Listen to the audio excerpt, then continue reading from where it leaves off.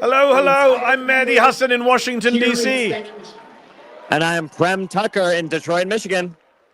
Prem, whereabouts in Detroit, Michigan are you? Looks like an interesting venue you're at. Yes, so we are at the Abdul El-Sayed election party. Things are just getting started. The crowd is really starting to fill in. We have a UAW representative speaking right now, so apologies for anyone that can't hear too clearly. But the room is packed. The media scene reminds me, honestly, I'm getting flashbacks, Mehdi, to when we were in New York for Zoran Mamdani's election party. The line to get in here was, as the one reporter was putting it outside, he told his viewers, it is presidential. A comportment of how many people are here, just the media alone. It's crazy. Prem, I'm glad we sent you. I wish I could have come as well. It would have been fun to redo. But don't forget, we were not at the Zoran General. We were at the Zoran General Party, not the primary party. So we could do this again in November if he pulls this off tonight. If he pulls it off tonight. Welcome to everyone watching tonight. I know you're joining us at home, watching on YouTube, watching on Substack. This is the Zeteo live stream of the Michigan primary night. There are actually many primaries happening tonight, which we'll talk about, but there's a bunch happening in Michigan, and the biggest one, the biggest primary in the country tonight, perhaps the biggest primary of the year, is Haley Stevens, sitting congresswoman running for open Senate seat against Abdul El-Sayed, who ran for governor primary a few years back, but he is the progressive Bernie Sanders endorsed candidate, and he's in the lead according to the polls. And Prem, right now, just looking at the election results that have come in so far, 17% of the votes are in, and Abdul is up 52 to 44. Yes. So, of course, for everyone that's watching at home, obviously, as saying goes, it's early. It's, 10, 50% of the votes are in. But I'll tell you what, in a lot of these races, it's often been the fear for the left early on nowadays that, the mail-in vote might not be friendly for the left, and there might be a sort of moderate mirage sometimes. But as we saw in New York City, it was the exact opposite, where the left was pouncing right away, and they only continued to build up as the night went on. And so we're going to see tonight if that is also the case. Of course, a corollary to that is when you look at Missouri, Cori Bush, Wesley Bell, there's, only about 26% in right now. Wesley Bell is up 70% to Cori Bush's 25%. So these trends are not predictable. Not looking good for Cori Bush. Some people have already called it for Wesley Bell. Of course, that was a big primary in 2024 where AIPAC threw a bunch of money at Wesley Bell, who challenged Cori Bush and defeated her. This time round, AIPAC is a story again in Michigan, where they've spent, I think it's the third highest or second highest AIPAC spend ever.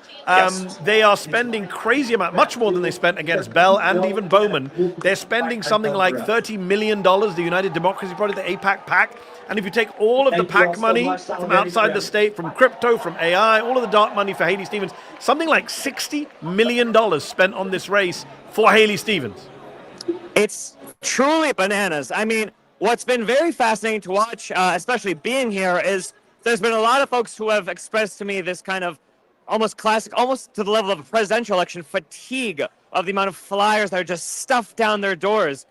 But at the same time, if you look at the actual maps of the ground game, it's a complete asymmetry. I mean, Abdul El-Sayed has been absolutely grinding him and his campaign for the past few weeks, nonetheless the past few months on their ground game in a pretty phenomenal way. You look at the map, there's dots all over the state of them going to cafes, event spaces, schools, campuses, and whatnot.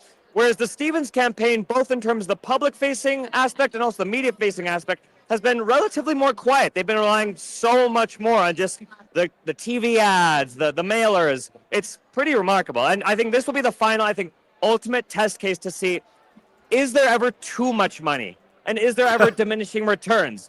Is there enough money that can be more worth than perhaps the scarlet letter of being labeled as an AIPAC and an AIPAC bot candidate? Well, I'm just looking at the numbers in front of me as you speak. You mentioned mailers. The TV ads have been insane. First of all, this is the third most expensive Senate primary in the history of the United States. It's the second most expensive of this year. Only Texas has had more spending in the Tallarico-Paxton race. And in TV ads, something like $80 million spent on TV ads. Of course, the vast majority, $64 million for Haley Stevens. So if Abdul El-Sayed proves the polls right and pulls off a victory tonight, he will have defeated tens of millions of dollars of outside spending, not just AIPAC, but a lot of AIPAC money. Israel has been at the heart of this race. Some people say it shouldn't have been at the heart of this race. There should have been local issues. But this is a race for the United States Senate. One candidate is getting a lot of money from a pro-Israel group, and Abdul El-Sayed has very cleverly linked the issue of aid to Israel with the lack of funding for progressive priorities at home, whether it's schools, hospitals, healthcare, pensions. What is the mood like on the ground? You've been in Michigan for the last day or so. What are you hearing? You know, I think the most important point about the atmosphere is towards the end of what you were just saying, which is that, and this is something we wrote about today as well in our first draft newsletter, which a little plug, recommend you guys take a good read of it. I think it was pretty good. But Abdul El-Sayed, something that he has done probably most singularly over the past, compared to other candidates over the past few months and years, is this complete reinterpretation of what America First means. You know, we've seen the right really claim the term, claim the philosophy of, you know, quote unquote, purportedly taking care of those at home in a way in which we've seen the manifestation of that. Of course, you know, they've continued to cut social services, they've continued to cut testing programs, they've continued to cut the kinds of things that, for example, would protect people from diseases like cyclosporiasis, for example. I will note that actually the first 2 deaths linked to that disease happened here in Michigan. And so the territory here is ripe for this reinterpretation that El-Sayed is advancing. And you see that in the ways that not only does he connect the issues of foreign policy to those issues at home, but it's very much not reactionary. You know, he's not really allowing for it to be hijacked once again by the right. He's reclaiming it entirely. And I think that's why you're kind of seeing this question about turnout.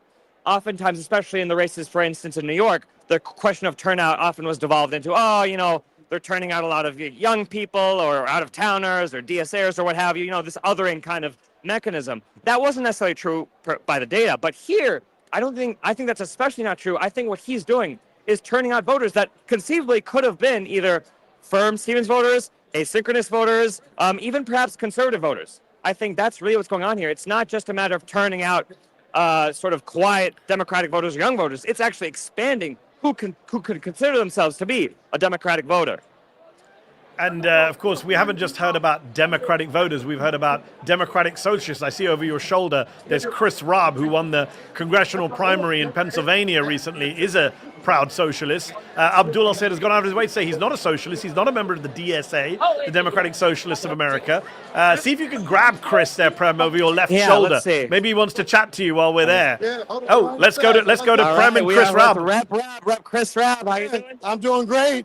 I'll be better in a few hours. Yeah? Yeah. What's your sense of the room right now?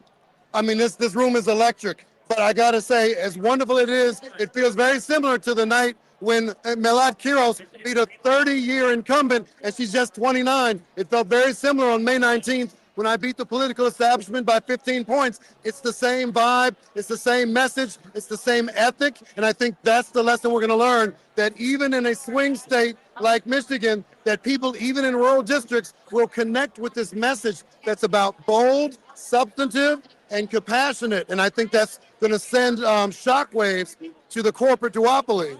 Something me and Mehdi were just talking about is this idea that Abdul El-Sayed is kind of reinterpreting and reimagining a political movement, especially with regards to this idea of America First. How you kind of observe that as not just, of course, an observer, but as a member of this kind of reshifting of the coalition? No, I'm feeling it. People on the ground are not thinking about left or right. They're thinking about what policies move us forward together and not leaving people along the margins. They want to feel seen, particularly young people and disaffected Democrats, and the increasing number of political independents, many of whom are very young, and they want to know that the people who are there asked to vote for or consider are authentic, are creative, are caring, and that's what they're seeing in these candidates around the country, and it transcends partisanship. You know, one thing that we've seen in race after race, especially over the past few months, is how much the pro-Israel lobby is trying to invest into taking out candidates like you and Melat Kiros and, of course, Abdul El-Sayed. Today feels like the ultimate culmination of that. 30 million, as far as we know, that's disclosed. There might be even more. Absolutely. What do you make of this moment and what it could mean if Abdul El-Sayed indeed wins tonight? It shows that the AIPAC domination has dissolved, right? That you're not going to buy elections in ways that they thought they could because of cynicism. And they're seeing the polling that even a growing percentage of young Republicans are not down with their politics and their vision for foreign affairs and domestic policy as well. And what it also signals is that people want to invest in people who are going to be public servants and not traditional politicians who are about moneyed interest and self-aggrandizement. They want people who put people first, and that's something that this will definitely affirm in these wins tonight.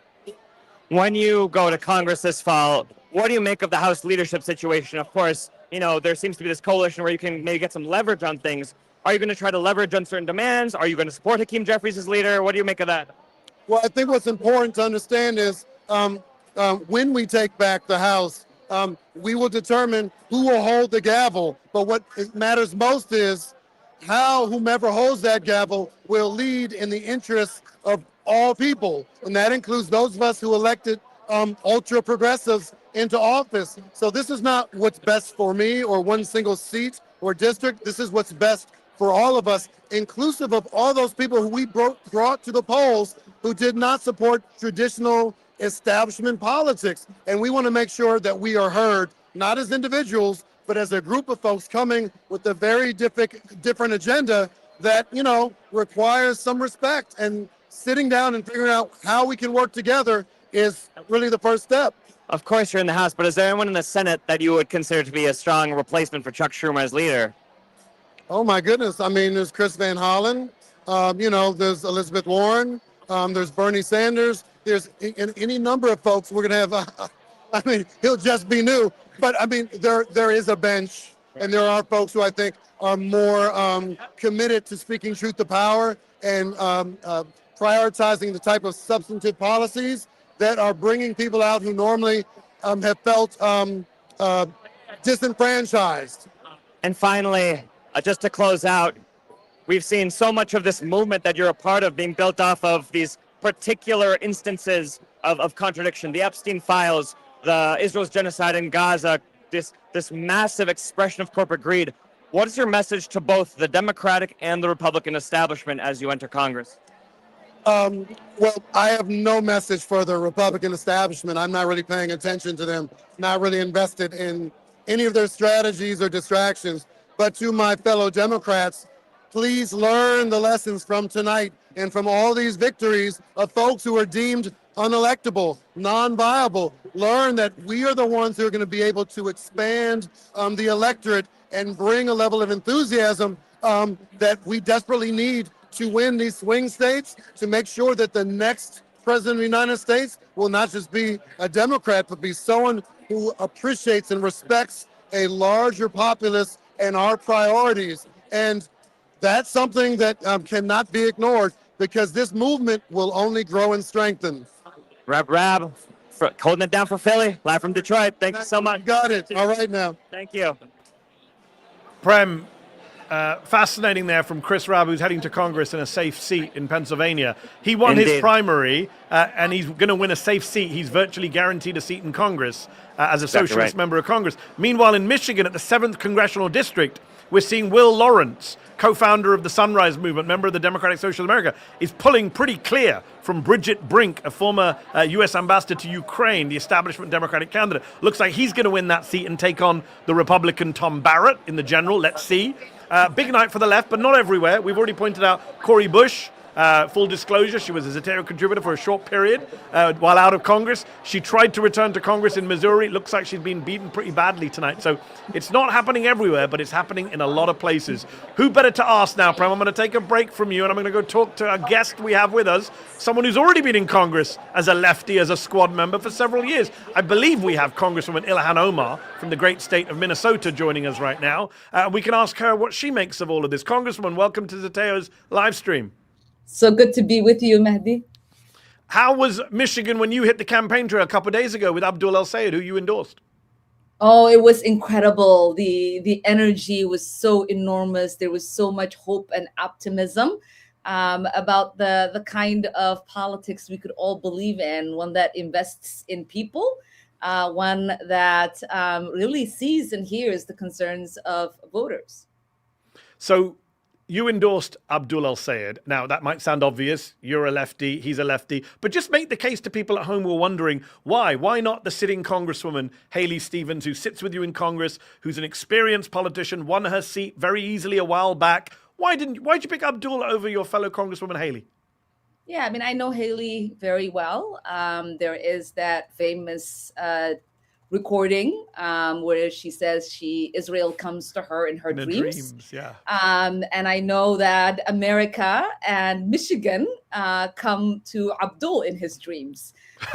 We we have to stop supporting candidates that don't put the constituents that they serve first, that don't vote for politics that get money out of politics, that don't vote to put money in the pockets of our constituents, that don't vote for programs like Medicare for all, for universal childcare, for universal school meals.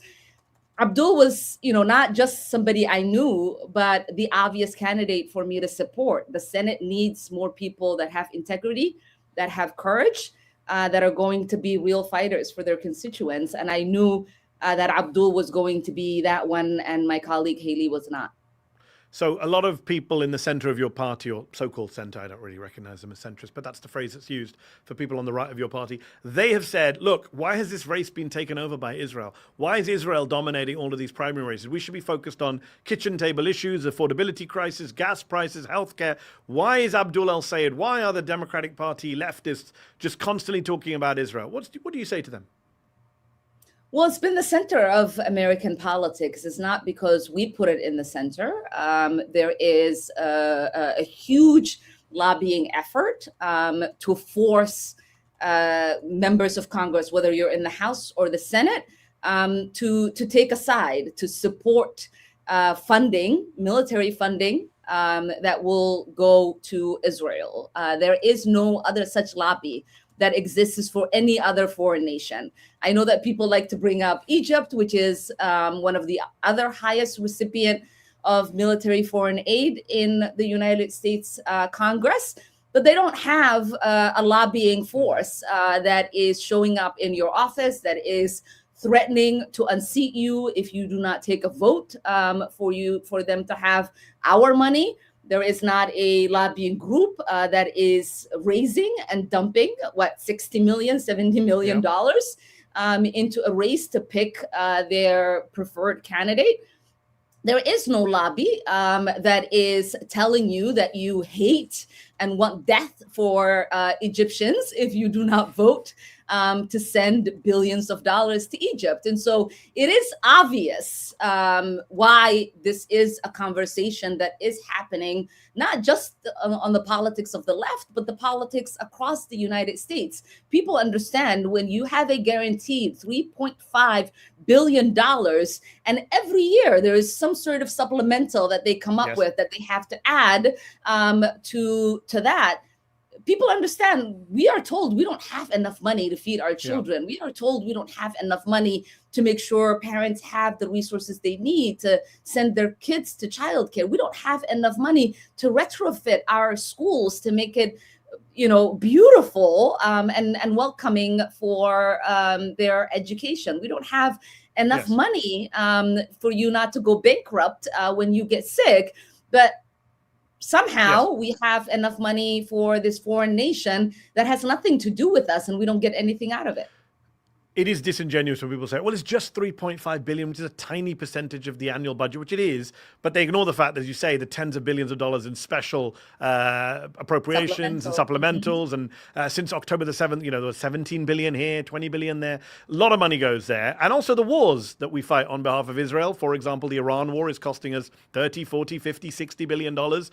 Many would argue that wouldn't have happened without Benjamin Netanyahu, without AIPAC and others. And I will say, I have, like I said, I haven't been threatened for advocating to cut military aid to Egypt. I haven't been threatened. You haven't been called an anti-Egypt bigot. I have not been called any sort of names. My Egyptian friends have not stopped talking to me. And I have not been called names for saying, we shouldn't be selling weapons to Saudi Arabia, to the Emirates, because they are aiding and abetting in war crimes. Hey, Congressman Omar, you can't say that. People have said that you never ever talk about any other country but Israel. How dare you mention Saudi Arabia and the UAE and Egypt, Muslim countries? Well, I mean, and that's the case. I think Abdul was on one of these networks the other day, and they said He was on MS Egypt's Now, talking my old network, yeah, Egypt's MSNBC talking Now, about MS Now. Israel. And said that's all you ask me about. You don't ask me about Egypt. You don't ask me about the And he Emirates, brought you up don't ask Egypt. me We should yeah. point out Abdul El-Sayed is an Egyptian American. He's talked very openly about he's happy with cutting aid to Egypt, which is the second biggest beneficiary, and he's happy to be against those kind of unconditional foreign aid to countries. If AIPAC get defeated tonight, because they've spent, I think, something like $60 million in dark money for Haley Stevens. What we know about that comes from the Israel lobby is $30 million from the United Democracy Project, which is AIPAC super PAC. In the other $30 million, there may be pro-Israel money hidden behind all sorts of front groups, but we know a minimum of $30 million has gone into this race. I think it's the most AIPAC has ever spent, much more than they spent to unseat Jamal Bowman, Cory Bush in 2024. If Abdul El-Sayed wins tonight, unlike Congressman Bowman, Congressman Bush in 2024, that's a real slap in the face to AIPAC and the power of this lobby to intimidate legislators. Yeah, I mean, when they, came in to spend against me in 2020, they realized maybe you need a little bit more money, and you have to find candidates that you see some vulnerability in, and that's what we saw with them going after Bowman, them going after Bush. But when they lose this race, which it looks like they will lose, inshallah, it's going to send a message, because if $30 to $60 million is not enough for you to defeat a candidate and get your favorable candidate, how much more money can you come up with? And I think they're most likely also going to lose their favorable candidate here in Minnesota next Tuesday, when we help elect Peggy Flanagan, who they're also spending. This is the primary for governor. No, this is the primary for the Senate. Sorry, Senate. Sorry, Lieutenant Governor. This is Lieutenant Governor Flanagan, who's running for the empty seat that Senator Tina Smith, I believe, vacated. Yes, and they're supporting Andrew Craig. Who's a House member. They've already spent, I think, $20 million against Peggy Flanagan.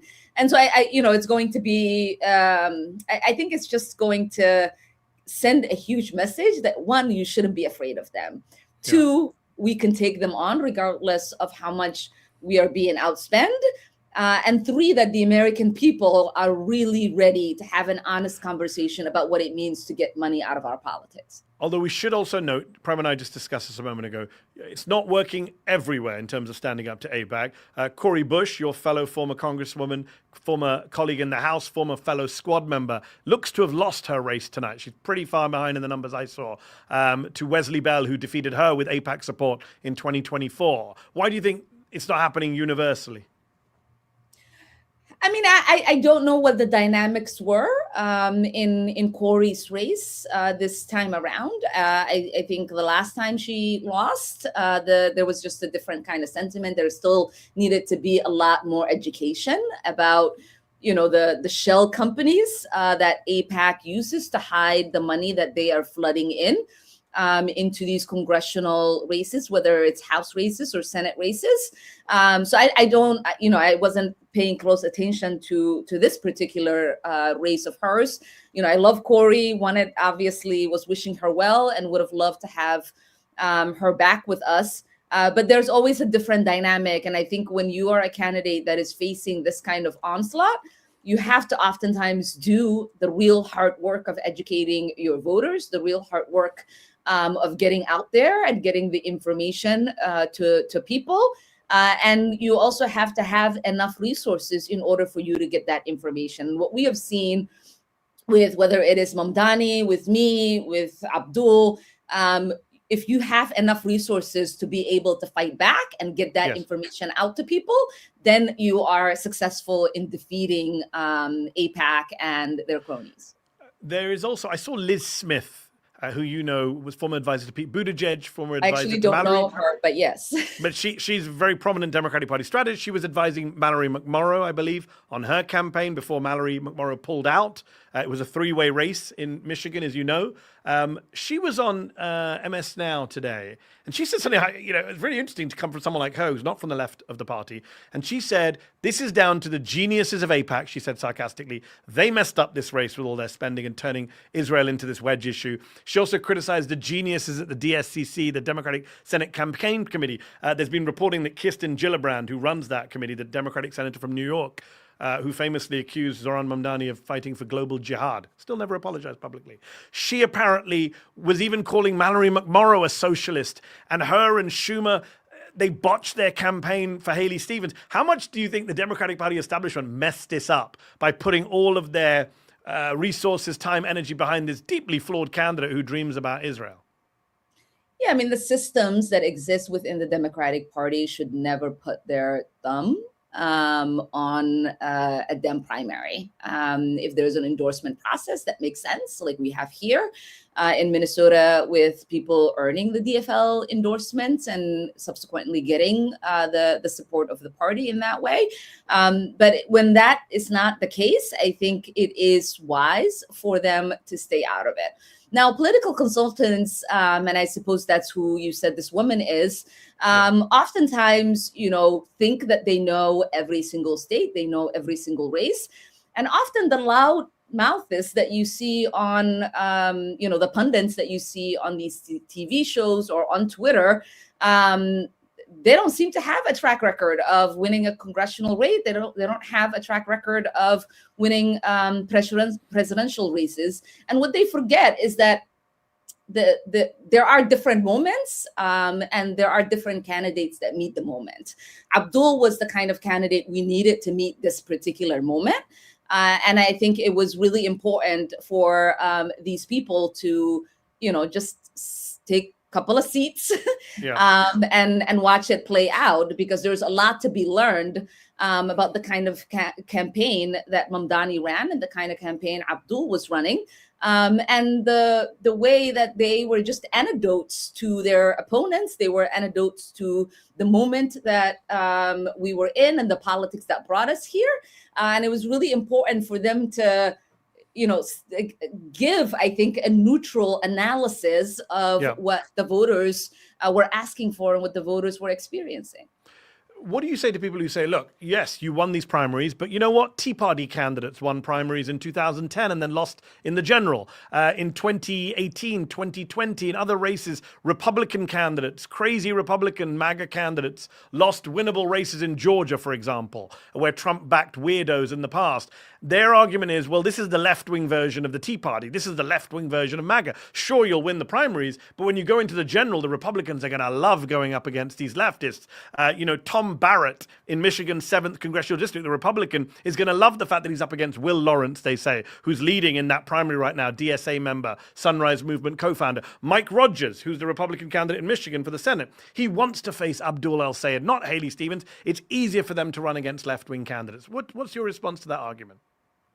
I mean, for everything that I've seen, these are actually not their preferred candidates, because they know that these people carry a lot of enthusiasm with young people, with folks that have lost interest in participating in our democracy.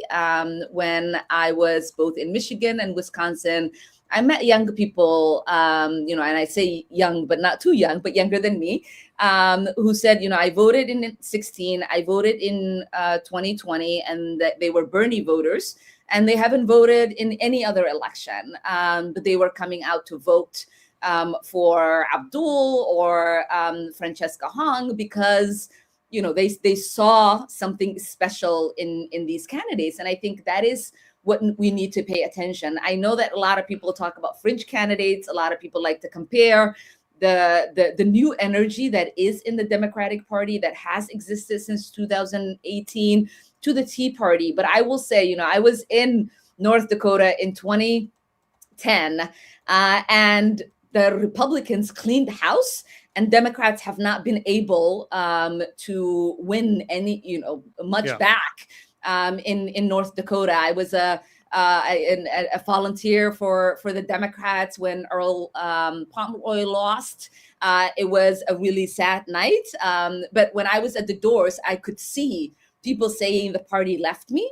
And that's the kind of conversations a lot of people are having. They're saying, I have not been seen in this electoral process. These are candidates who see me, who hear me, and this is why I'm coming out. This is why I'm energized. And there were a lot of cases throughout this country when the Tea Party won, not because they were voting for fringe candidates, but they were voting for people who saw them, who listened to them, who spoke to the issues that they were experiencing. I think the anti-establishment moment is very clear right now. It's less about left and right and who is against the establishment. You mentioned Wisconsin, of course. Francesca Hong, who we interviewed on the show a couple of weeks back, that's the next big primary. She looks like she's going to secure a Democratic win. But again, tough state to win in the general. Swing state. Can she beat the Republican? We shall see. There are a bunch of Democrats who have won congressional primaries and are heading to Congress, progressives. We just saw Prem interview Chris Raab, who's going to be heading to Congress from Pennsylvania, Melat Kiros, who I believe is going to be joining Prem shortly, heading to Congress from Denver. What's it going to be like for you to be in a squad that's much bigger than when it was just you, Alexandria Ocasio-Cortez, Ayanna Pressley, and Rashida Tlaib? We're no longer going to be the new kids on the block, and I'm just really excited. Veteran leftists in Congress, Ilhan Omar and AOC. I know, we're like seniors now. I'm excited. I think the energy is going to be very different. This upcoming Congress obviously is going to look a lot different than the Congress myself and Rashida and Ayanna and Alex walked into. And I think that, you see the Democratic establishment a little scared about what it means for there to be a bigger coalition than what we had. Many of us, Rashida and I, we were already legislators. We came in there. I became the whip of the Progressive Caucus in my freshman year, and we worked really hard to try to secure progressive wins. There were some fights that needed to be had, and there were other times where it was necessary for us to use, the majority that we had to be able to get what we needed on behalf of our constituents. And I see that battle continuing, whether we strategically are working to stop a bad policy from being enacted because Democrats choose to negotiate with Republicans instead of within the Democratic Party, or whether we are seeing, an advancement of some good policy and forcing the Republicans to sign what we want into law. Last question before I head back to Prem in Michigan. You and Rashida Tlaib were the first Muslim women elected to Congress, if my memory serves me correctly. It was a big moment for the American Muslim community and for American history. If Abdul El-Sayed wins tonight and wins in the general, he will become the first Muslim member of the United States Senate in the history of this country. How important a moment, a symbol, a message will that be at a time when Donald Trump and his party are fanning the flames of anti-Muslim hatred every day? It will be the antidote to it. When we got elected in 2018, the reason so many people were excited wasn't just because there were going to be Muslim women in Congress, but we were a visible representation of everything he was against that was now going to be part of the power structure here in the United States. It inspired so many people to look at the United States and to say, look, yes, there is this crazy man who has this horrible rhetoric, but America is more than that. They also have the capacity to elect an Ilhan Omar, who is a Somali Muslim immigrant, the first hijabi, and a Rashida Tlaib, who is of Palestinian descent, that are now going to be in Congress, and they are from the Midwest, the middle of America. And I think to join our brother Andre Carson, who also comes from the middle of America, was a historic moment. And I think it is befitting in this particular moment with Trump back in the White House that we do send a Muslim senator to the US Senate from middle America. The Midwest is just a shining light for the United States, and it still reminds people that we remain a beacon of hope. Well, I'm sure Randy Fine will also be delighted to hear that Daria Elisa Avila Chevalier will be another Muslim congresswoman heading to the Congress from New York City. Another Muslim woman joining. I don't know what the other elections are going to look like, but so far, if Abdul wins, there is going to be there's going to be a meltdown. There's going to be a meltdown, and you've seen the meltdowns firsthand more than any of us have. Congresswoman Omar, thank you for your time. Always a pleasure. Thank you. We are going to head back to Michigan. I'm going to give you an update before we talk to Prem about the latest results. We have 21% of votes in. Abdul El-Sayed in Michigan is at 51.8%. Haley Stevens is at 44.8%. That's with a fifth of the vote in already. He's got a substantial lead. We will see if he keeps that all night long. I believe Prem can hear me. Prem, can you hear me? Hello. We are back in Detroit, Michigan. How are we doing? I'm good. I've just been talking to Congressman Omar, who's predicting a meltdown from Republicans if a Muslim enters the United States Senate. She was remembering her own return to Congress. Lots more Muslims heading to Congress. That's been an interesting part of this story. You're in Michigan. That's a place that you covered back in 2024 for us, Prem. When the uncommitted movement was getting very upset with Kamala Harris, when Muslim voters in Dearborn were even voting for Trump, they were so upset with the genocide and Kamala Harris's inability to split from Joe Biden. And here we are 2 years later. A lot of Muslim and Arab American voters very energized by this Senate race. Absolutely. And I think one thing that should always be underscored when we talk about uncommitted is that in many respects, that movement was perhaps the most loyally partisan movement the Democratic Party could have asked for. Because as we've seen in this election and several other elections, it wasn't just Muslim and Arab voters that were de-energized. I've spoken with quite a few Democratic operatives who have suggested much of the same theory, which is that one of the biggest harms in the 2024 election was not just the people who stayed at home, but the loyal partisans who could have been much more energized to get other people out. How can you imagine winning 7, if not even 1 swing state, if your most loyal army is made up of people who are not energized by specifically Israel-Palestine? I mean, you look at the makeup of College Democrats of America, chapters all across the country of people who you'd see as like pre-professional Democrats.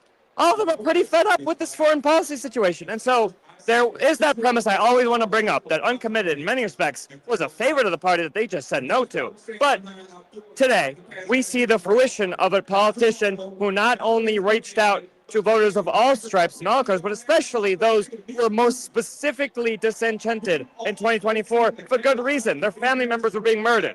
And so that's what I would say, that today is a culmination not only of a politician who understands the stakes of the genocide, but also the stakes of being the base where the base is going, which is something that I think the Democratic Party is starting to realize one way or another.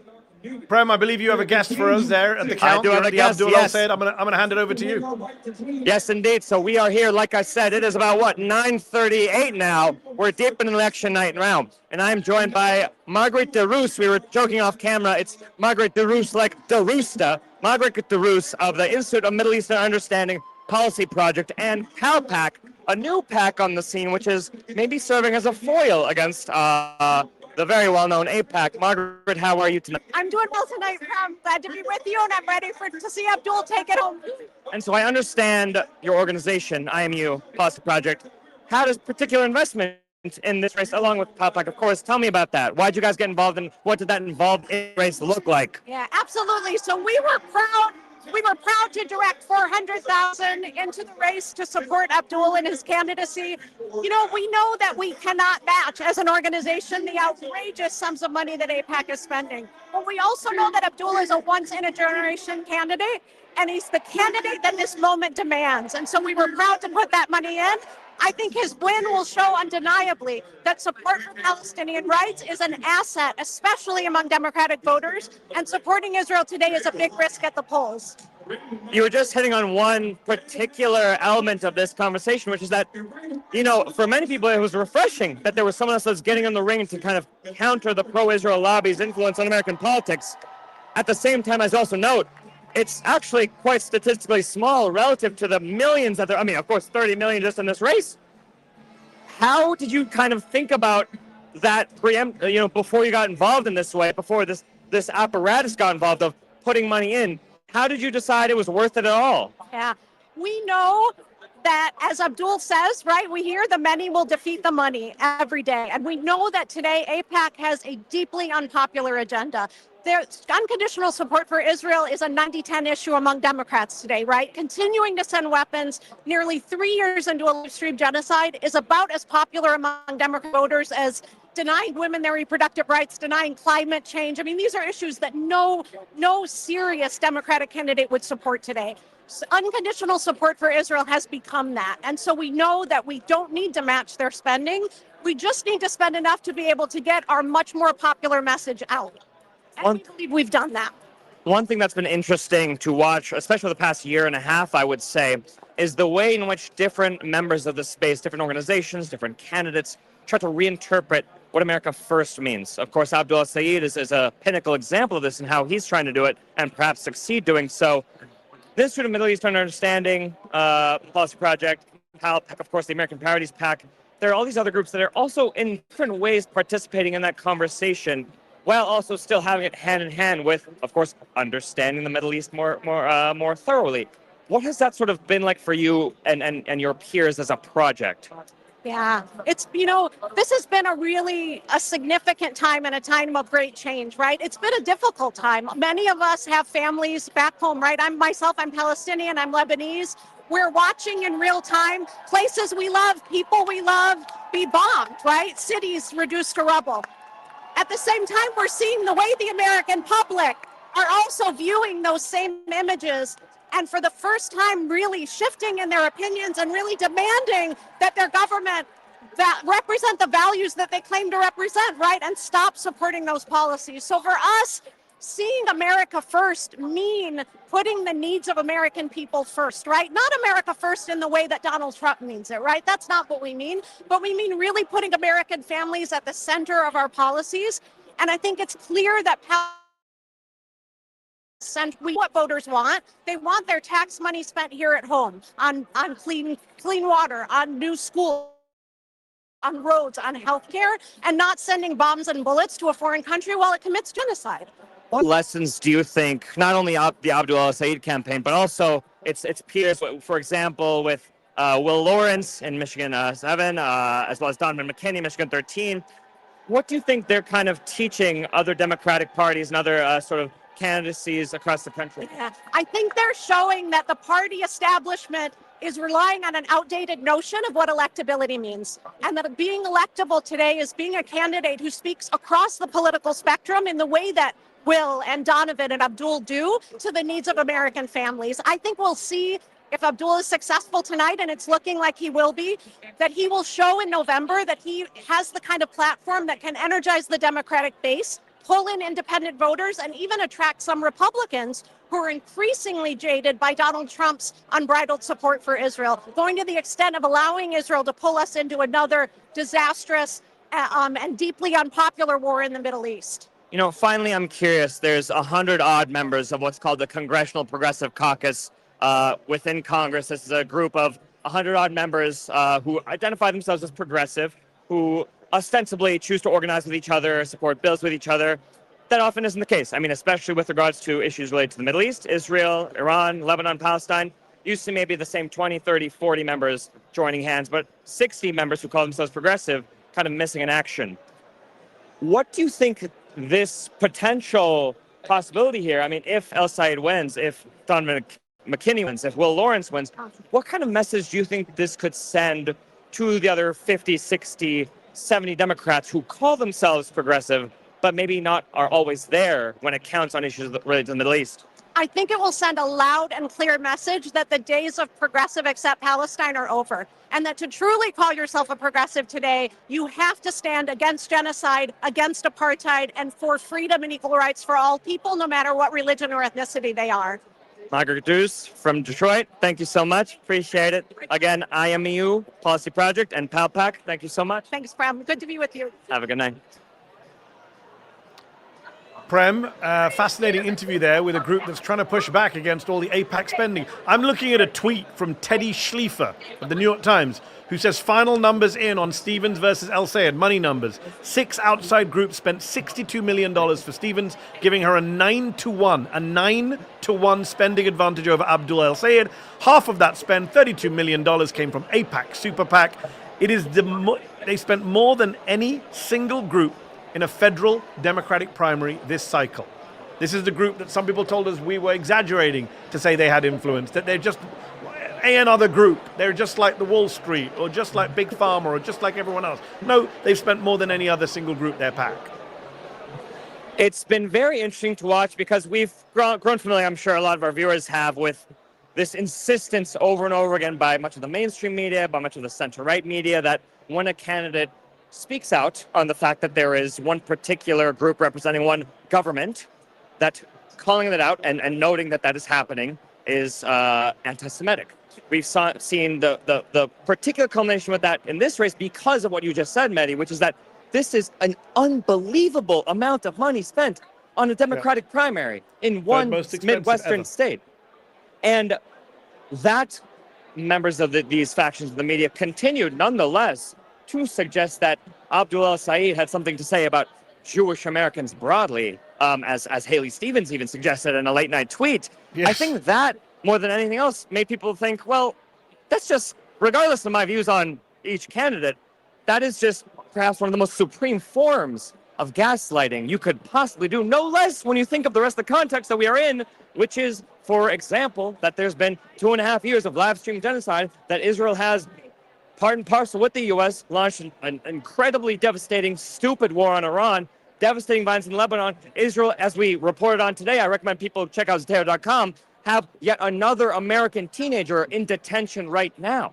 And so this broader atmosphere was enough. And then for voters in Michigan especially to hear this refrain repeated once again, that it is somehow anti-Semitic to talk about AIPAC when they see over and over and over again AIPAC mailers. I think it's just become too much for people in this country. Yeah, don't believe your lying eyes and ears. AIPAC is not a powerful force in American politics. They're just a minor fringe group. Okay, it'll be interesting to see if Abdul El-Sayed wins today. It will be a defeat for AIPAC. It'll also be a defeat for anti-Arab racism. It'll be a defeat for this nonsense smear where Haley Stevens literally accused Abdul El-Sayed, as you mentioned, a late-night smear of hating on Jewish Americans or blaming Jewish Americans for his problems. An absurd smear. Prem, I'm going to give you a break. See who else you want to chat to, and we'll come back to you. I'm going to go talk to two other guests while we wait for results in Michigan. Prem is in Michigan at the Abdul El-Sayed count.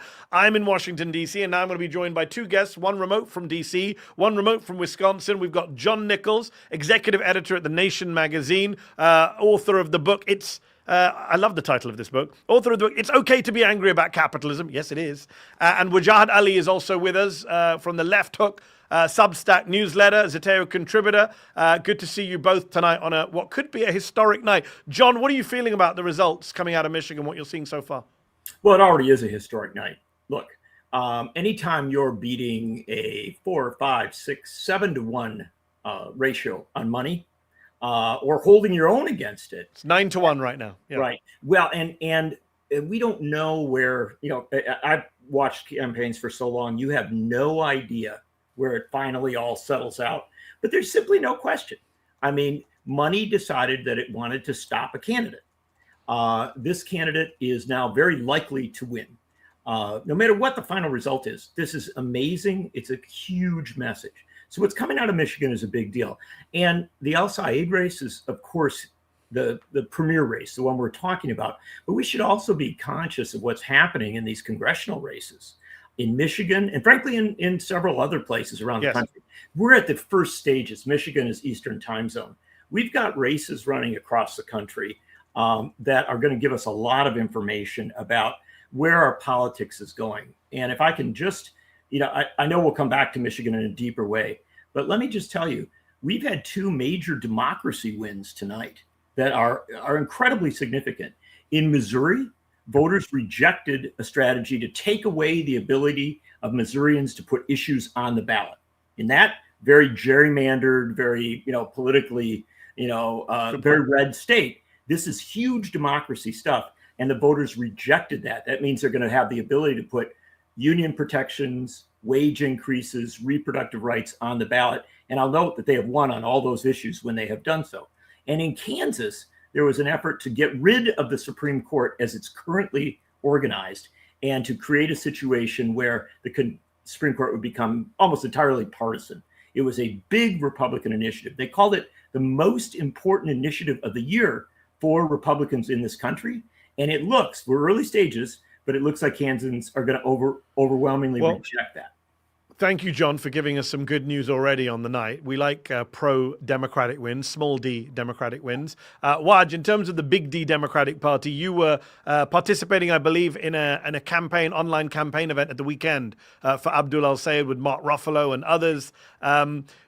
When this race began, it was a three-way race. Mallory McMorrow, Abdul El-Sayed, Haley Stevens, she was the favorite. Did you imagine that come primary night, come election night, Abdul El-Sayed would be the favorite in this race? I see Michigan in my dreams. And in my dreams, Abdul El-Sayed, a progressive candidate who was for Medicare for all, abolish ICE, not taking money from corporate PACs, who is not a democratic socialist, but very progressive, who happens to be a practicing Muslim, married to his high school sweetheart, who has been 10 toes down on his campaign. I was very confident that he would have a fighting chance, Mehdi. And furthermore, when Mallory McMorrow made the fatal decision to use Islamophobia, and let's be honest, against Abdul El-Sayed by attacking him for campaigning once with Hassan Piker, even though Hassan Piker did campaign with other Democrats, they waited until he campaigned with that Arab Muslim American Abdul El-Sayed. This was what you call the Streisand effect. I predicted, like you predicted, that this would boomerang and help Hassan Piker and Abdul El-Sayed. It did. It sank Mallory McMorrow. And the more and more people found out about Abdul, the more and more he was challenged and asked the same double standard questions that you and I are always asked. Anyone who's Muslim or Arab or any way, shape, or form pro-Palestinian, right? The double standard questions that he got asked, he was able to answer in a very rational way and say money out of politics, money into the pockets of Michiganders. And that type of economic populist message is resonating. I think this is why it's so important. A couple of things. Number one, Islamophobia didn't work. It didn't work against Daria Liza. It didn't work against Mamdani. It doesn't seem like it's going to work against Abdul El-Sayed. Number two, $60 million. Folks, even if he wins by 2 points, 3 points, 4 points, the fact that he could win with this type of a record amount of money spent by him against AIPAC is remarkable. And then finally, I would say, this finally will shatter this complete bullshit, Mehdi, pardon me, it's late so we could swear a little, that this type of a message and this type of a candidate is not electable or mainstream in real America, the heartland, the Rust Belt, Michigan. If he can win in Michigan with this type of message and defeat Stevens, I'm telling you, you're going to drugs, alcohol, Pepto-Bismol, whatever. There's going to be a lot of stuff being ingested by the Democratic and Republican establishment tonight if he wins. And it seems like he will win. I don't think she has the margins to beat him right now because it shatters the lie that they have fed us that all you have to do is play prevent defense. You can never be a progressive fighter. And these types of positions, abolish ICE, Medicare for all, don't take money from AIPAC, calling out Israel's genocide, will not resonate with real Americans. And of course, you and me, Mehdi, are not real Americans. We're like replicants. I'm glad that you mentioned abolish ICE and Medicare for all, because of course the critics of Abdul El-Sayed want to always make this about Israel. They're the ones who are actually obsessed with Israel, saying, why are you talking about Israel? Well, you're talking about Israel. I saw Dan Goldman, who lost a primary recently, John, to Brad Lander, who lost to another Jewish man, but decided that it was to do with anti-Semitism and anti-Israel. The only reason he lost was because of Israel. Now, clearly Israel was a big factor in that race. Dan Goldman was a big supporter of the genocide in Gaza. But the idea that it's not other progressive issues aren't also energizing this base is absurd. We know that ICE has become an issue for people in the Democratic Party. They're finally saying enough is enough, do something about this rogue agency. And of course, healthcare, massive issue. Medicare for all, hugely popular. And we go down the lines of economic and social issues that people like Bernie Sanders have been pushing for years, issues that you've been writing about for years. Have the establishment in the Democratic Party just kind of missed the entire thing by actually being the ones who are obsessed with Israel and missing all these other really important issues? Yes. I mean, there's very little question of that. But I think they're obsessed with something else, which maybe even goes deeper. It extends from what we're talking about here. And that is they became obsessed with a certain kind of politics. And it comes down to a term that we all know, but maybe most voters aren't as familiar with, and that's call time. Every Democratic strategist will tell you about call time. And that means that a candidate running for office has to spend all their time raising money. And they have to be on the phone 6, 7, 8, 9 hours a day, calling rich people, calling special interest groups, and asking them for money. And of course, listening to them, hearing what they have to say. What is different this year, and what has been different a little bit for a while now, it goes back to Bernie Sanders' campaign, is that we have a new generation of candidates, a new approach to politics that Yes, it raises money. You have to raise some money to be in the game, but most of the time is spent talking to voters. And what I would suggest to you is that Abdul El-Sayed ran a very old-fashioned campaign.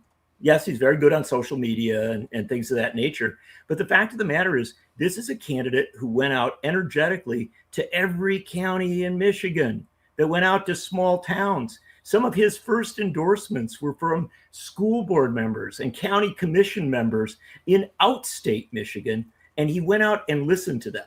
He is not alone in this. I'm seeing candidates across the country do this. And here's the fascinating thing about it. When you go and listen to voters, two things happen. You get confident in some of your own stands. Yeah. Like you hear voters saying, yeah, what's going on in Gaza? It's horrifying, right? And that's not coming from somebody on a college campus. That's coming from somebody in a small town who has seen the reality and cannot understand why that is happening. But those voters will also say, hey, by the way, as long as we're talking, let's talk about something else. Let's talk about AI data centers. Yes. And you know what's interesting? When I track the progressive candidates who are doing very, very well right now, that's El-Sayed, Lawrence, a candidate for governor in Kansas who may well upset the leadership of the party and win her primary. They've all taken data centers on, and they have not talked about it simply by saying, oh yeah, I'm concerned or whatever like that. They have said we need a moratorium on AI data centers so we can figure out what's coming at us, what corporate power might do to us next.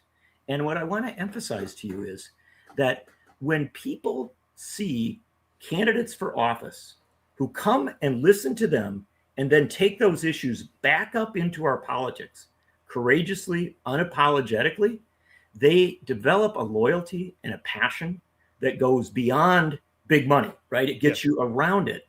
And the last thing I'll say about this, just to put one more kind of exclamation mark on what everybody's saying here, I believe that because of his people-based, that grassroots politics that he's practicing, that Will Lawrence, that other people have practiced, because of this, Abdul El-Sayed especially has figured out how to talk about money in politics in a way that very few politicians up to this time have. Everybody talks about money in politics, blah, blah, blah. But what he does is fascinating. If you saw it in the debate, he said, if you've got to raise 60, 70, $80 million to prop up your candidacy, Haley Stevens, you're a weak candidate. Yes. You don't have what it takes to go into a November election because you're propping yourself up in a primary. That message is transferable to the November election, and it has a resonance because I think voters actually hear that message. So on that note, Waj, let's throw forward. Let's be bold and say he's up 51.4 to 45.1% right now with a quarter of the votes in. Let's say he wins tonight. He goes up against Mike Rogers, former congressman, Republican candidate for the Senate. A lot of Haley Stevens supporters are saying Mike Rogers wants Abdul El-Sayed. The Republicans will run against this far-left Muslim abolish ICE guy, defund the police guy. What if you were advising Abdul El-Sayed? What would you tell him to do tomorrow morning on his first day as the Democratic nominee facing off against Mike Rogers? I would first and foremost reach out to Haley Stevens supporters. I would reach out to Mallory McMorris supporters. I would consolidate. The Democratic Party will be forced to consolidate behind Abdul El-Sayed. And then I would go scorched earth against Mike Rogers, who's a milquetoast quisling, who is a remora on Trump's anus, much like all the Republicans, because they're stuck now. It is a Faustian bargain. They go all the way up and they go all the way down with Donald Trump. And Donald Trump now has the lowest approval rating of any president since Richard Nixon. Things are going to get far worse, sadly, in this country over the next 3 months. So now Mike Rogers has to defend Donald Trump's corruption. He has to defend the fact that Capital One, the bank Capital One, shut down 300 bank accounts of Donald Trump over fear of money laundering. All right. He has to defend the Iran war. He has to defend the fact that the Epstein files haven't been released. He has to defend all the corruption. He has to defend the rise in inflation. So you go scorched earth against Mike Rogers. You continue on your progressive agenda. You talk about money out of government, money out of foreign wars, money out of AIPAC, and money into pockets. You keep it bread and butter issues. You double down on everything that helped you win so far. And it seems as of the what we look at so far, he's up 6. No matter what drop comes in, he's up 6, he's up 7. And Stevens, she needed to run away with Detroit. In some of these counties near Detroit, she's barely up maybe 2 to 3 points. That's not going to be enough. Now, again, it's about a quarter of the votes are in, but the numbers that she needs to make up this ground so far, if you're looking at the numbers and what's supposed to come out, you'd much rather be Abdul El-Sayed.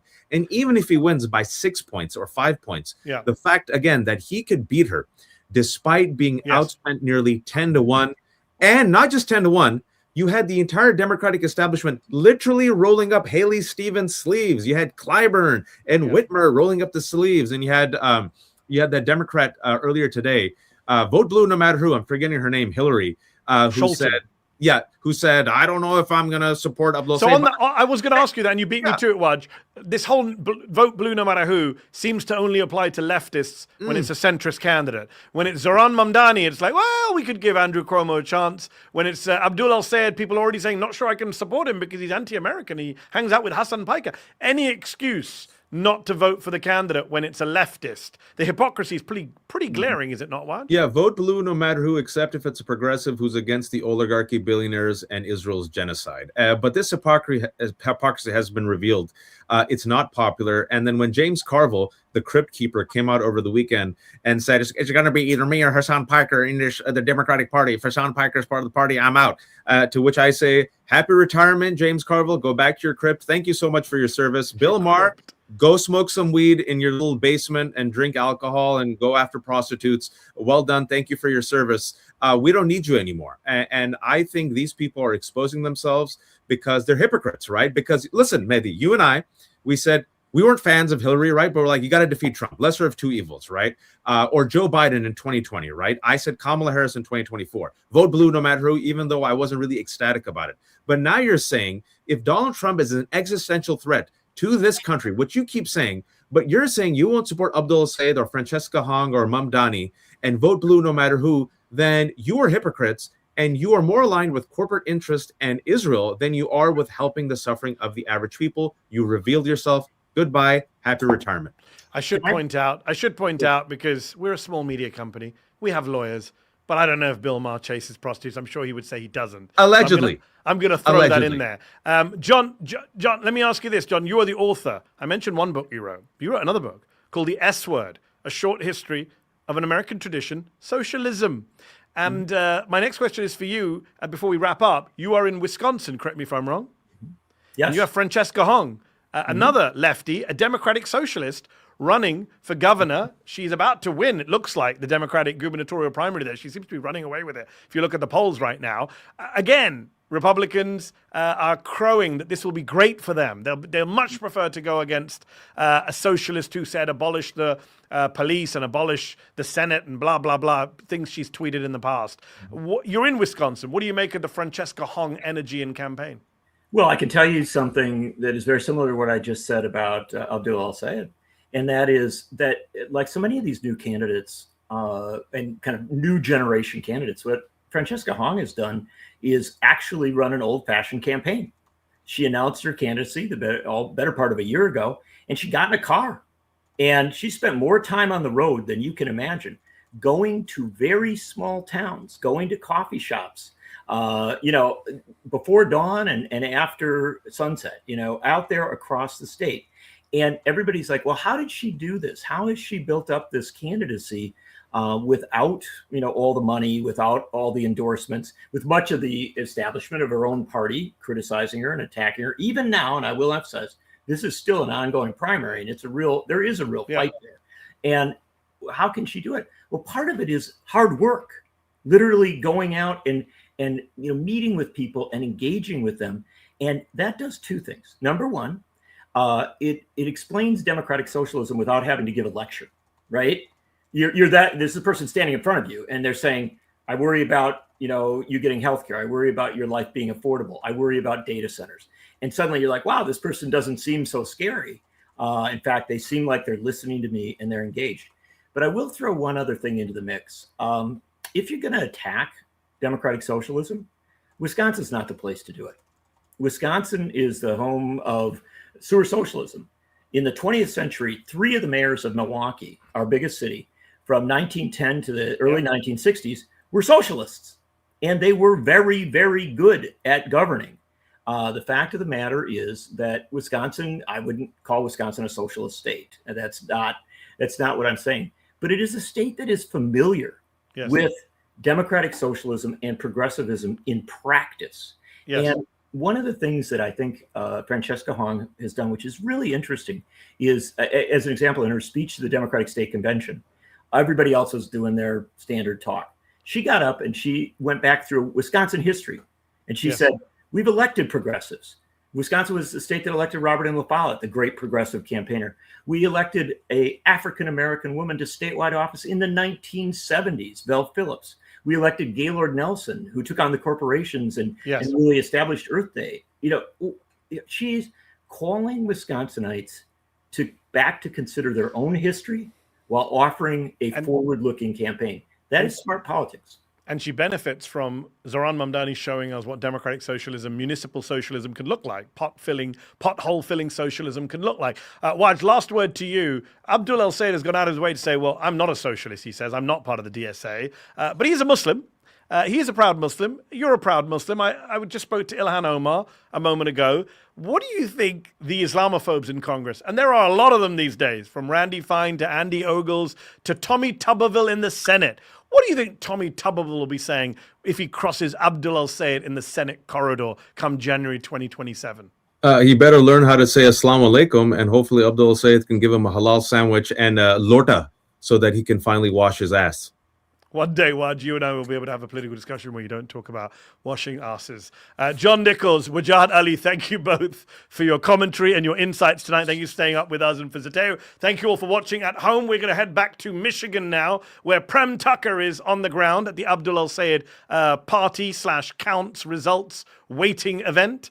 Prem's been there in Detroit since yesterday doing reporting for Zeteo. He did the First Draft newsletter this morning. If you're not a subscriber to First Draft, what the hell are you doing with your morning? Subscribe to First Draft. Get it in your inbox every morning. Get a progressive take on the news as the day starts. Prem, can you hear me? I can hear you A-okay. Yeah, we were just talking to, I can hear. I was just talking to John Nichols in Wisconsin, Waj here in D.C. We were talking about Francesca Hong. We were talking about socialism.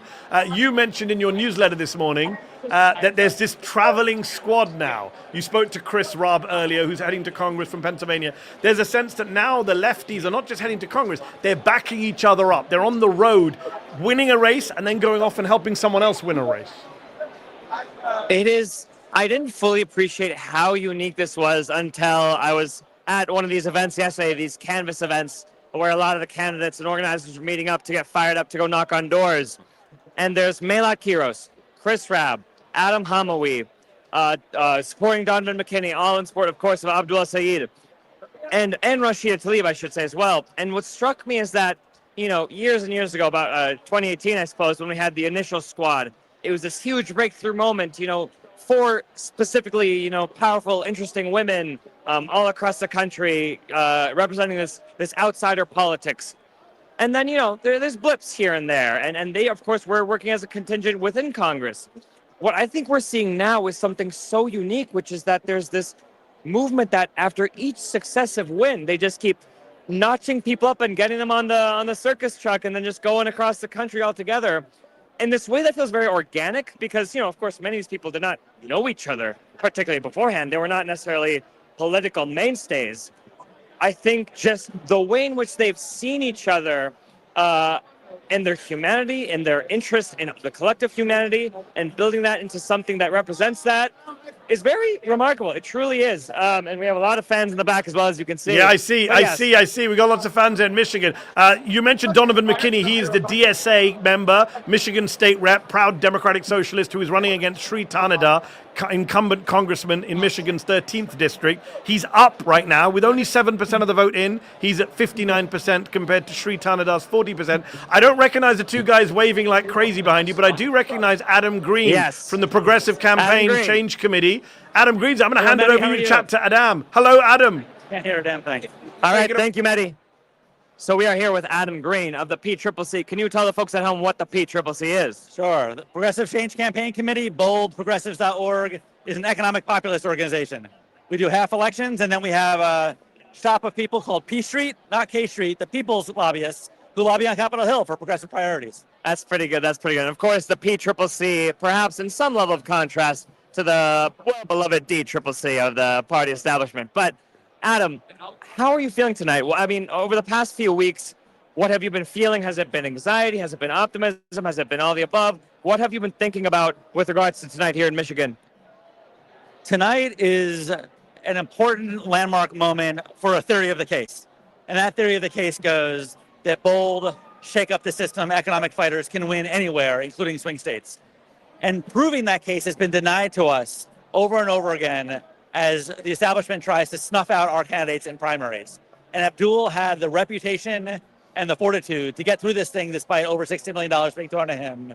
And one of the cool lessons from this for any Democratic politician out there is if the people are on your side, you can survive that kind of onslaught of corporate money and APAC money. You know, so that's a good message to Democratic politicians. An important message will go to scared electability voters after November when they see a guy named Abdul El-Sayed who supports Medicare for all and is shaking up the system win the most purple state there is.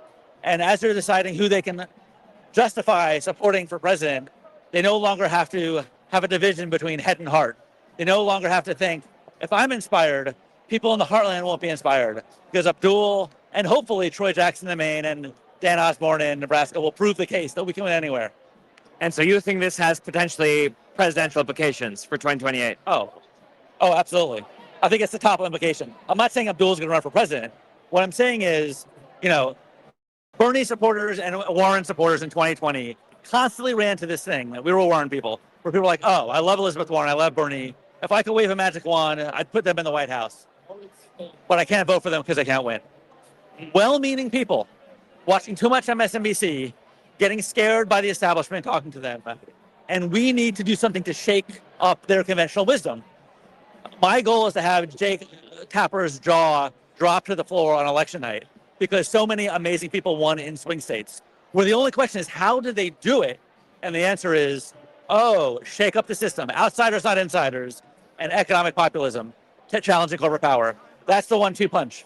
To that end, you know, after Zoran Mamdani's primary win and then his general election win, there was some prognosticating that, you know, he's just good in front of a camera, he has charisma.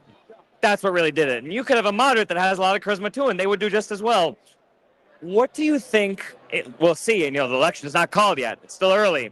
If Abdul El-Sayed wins, what do you think does it? What pushes him over? He's believed. He's believed. You know, I heard Morris Katz, who works for Zoran, say something, which was, it doesn't matter what you say if you're not believed. This guy's a doctor. When he talks about Medicare for all, he didn't read it in a poll. You know, Kamala Harris, did you know this? The first person to sponsor Bernie Sanders' Medicare for all bill was Kamala Harris. She wanted to co-opt progressive energy. And for the 2 weeks that she was the front runner in the presidential race, the moment she was on TV and asked the most basic question, she melted under the light. We don't need that. We need someone who can be full-throated and talk about why we need corporate accountability, why we need Medicare for all, why we need to get money out of politics and money in the pockets. And Abdul is not cramming for the test. That's who he is. I have a theory that I've only come around to in the last 24 hours, which is APAC, in retrospect, and the corporate interests that went after him have made him so much more powerful. They made him a bigger giant killer. 3 months ago, this was just another race. The words money out of politics were words on campaign literature for most voters. And then they could not escape these ads. And I had a woman at the poll say to me today, I heard so many negative things about Abdul, but I felt like there was more, so I dug into it. I did my own research, and I'm going to support him. But these poor people were just bombarded with this money that was like tormenting them over and over again. And it made his message more clear and more credible. So he leaves. You ever play Mario Brothers back in the day? Of course. You eat the mushroom and you get bigger and have superpowers. That is Abdul. Like, he leaves here a giant. Anything he says from now on will be covered by the national media, will be paid attention to by Chuck Schumer and the establishment. And that is a really powerful weapon he's got. You know, this is a common theme we've been discussing throughout the night with Mehdi, Margaret DeRuz of IMU Policy Project. Yeah. This idea that, is there an asymptote or a point in which it actually becomes too much money? That, in fact, the more these corporate interests flood money into a race, that there might actually be a scarlet letter there that is more powerful than whatever support they might get from all these mailers and ads that you say are bombarding voters. Yeah. Absolutely. So on the side, I helped get this thing called the Guardrails Alliance off the ground, which is basically an AI-related super PAC. And the basic theory was there's the Death Star, $150 million effort by OpenAI, Palantir, Mark Andreessen. And their goal is to blow anyone out of the water who dares to want to regulate AI. Yeah. And then there's an Anthropic super PAC that it wants to go toe-to-toe with them, but they don't have clean hands to say, they don't, these healthcare ads, they don't care about your healthcare. They want to do this to your kids, this to your privacy, this to your jobs. And our theory of the case is we can make their volume a liability and not an asset for the candidates that they supported. And our model is actually what Ben Wickler did in Wisconsin with Elon Musk's $30 million behind a Supreme Court case last year. He comes in, he thinks he's going to buy the election. And by the end of the election, people were marching to the polls to vote against Elon Musk. He was so radioactive. So that's what we're trying to do with AI, what we need to do with crypto. And it's what was successfully done here and in other states like Illinois with APAC. It's just like people are like, oh, I will not be bought. I'm going to vote for the change agent. I think you put it exactly right. The scarlet letter, make them radioactive, has to be our theory. You work, of course, for, as you said, a very explicitly progressive political organization, the Congressional Progressive Caucus. They have 100-odd some members in Congress. Yeah. As we've told every year before, it's a caucus within Congress of 100 members that generally try to work together as much as possible with legislation, with letters, efforts, so to speak, and so on. Oftentimes, though, in some progressive efforts, especially when it comes to foreign policy, you're not always seeing all 100 of those members in sync. I'm wondering, with more and more victories of these very, very progressive, outspoken, even democratic socialist candidates, against often big moneyed interests, if some of those members might get any messages or inspiration to maybe modulate a little bit, because it just strikes me, I'm curious what you think, as someone who works or maybe around these people, if all of them can really call themselves progressive necessarily. Progressive is an ambiguous word. Yeah. There are some people in the Progressive Caucus who aren't there on every issue. You don't have to be there on every issue, but I think what you're really getting at is what's the impact of this election year on the Progressive Caucus, and we've seen it already.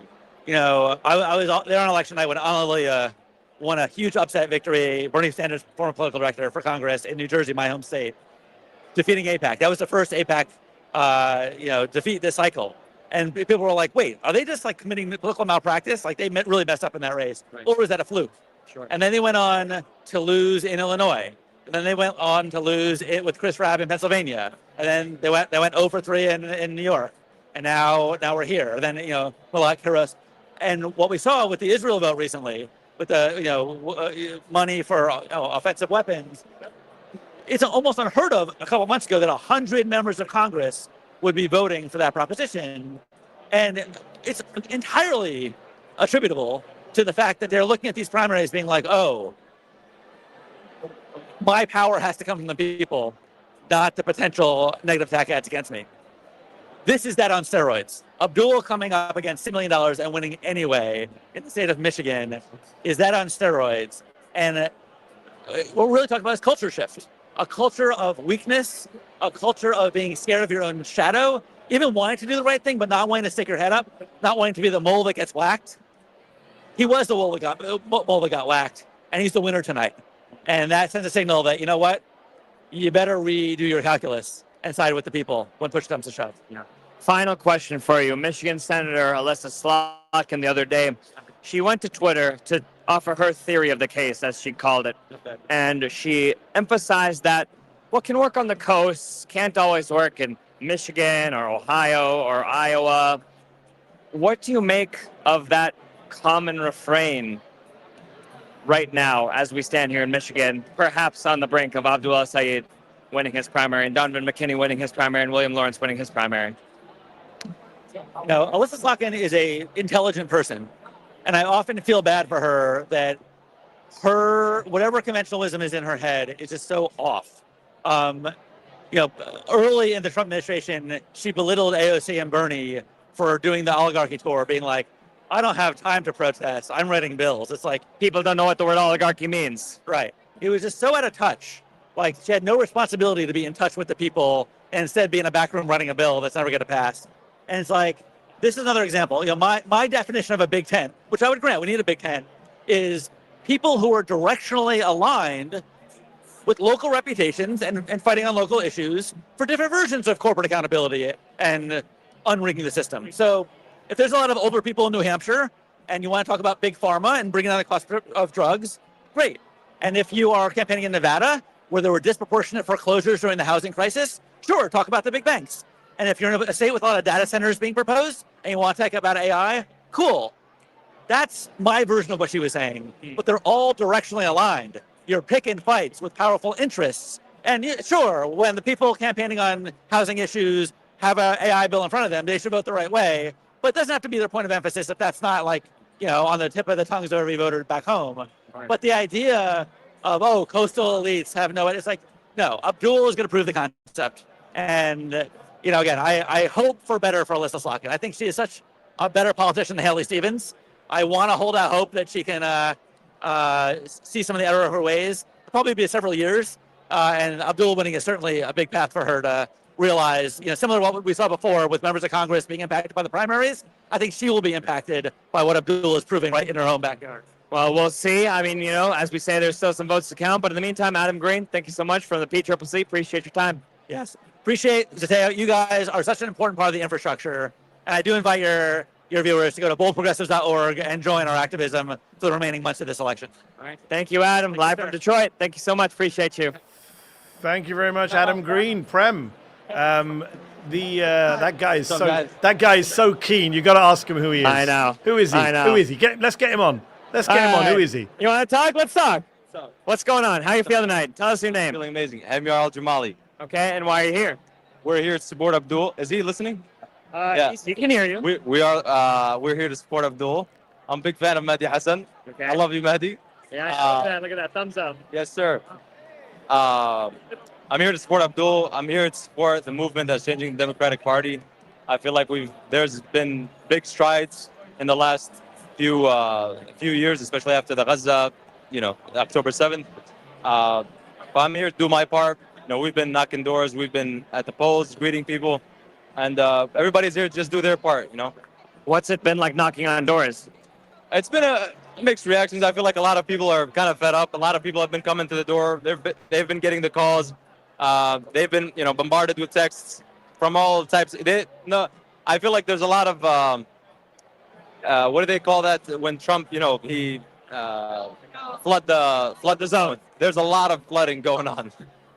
So the zone, $60 million, $80 million. Exactly. So the zone is definitely flooded. I feel like a lot of people are just fed up with this whole thing. They're ready for this election to be over. And at the same time, I have been feeling like a lot of people are ready for different type of politics. They're tired of the billboards coming through the mail with, like Donovan, for example. They darken his face a little bit, and Abdul, a lot of racist tropes going on. So people are tired of that bullshit. Frankly, I'm sorry to. That's okay. It's fine. So what a way to I'm go out. I feel like Abdul's got it in the bag, and we're gonna be happy tonight. Hopefully, inshallah. All right. Well, thank you so much, man. All right. You being here. Thank you. That was great, Prem. Tired of this bullshit, I think should be a bumper sticker in all primary elections.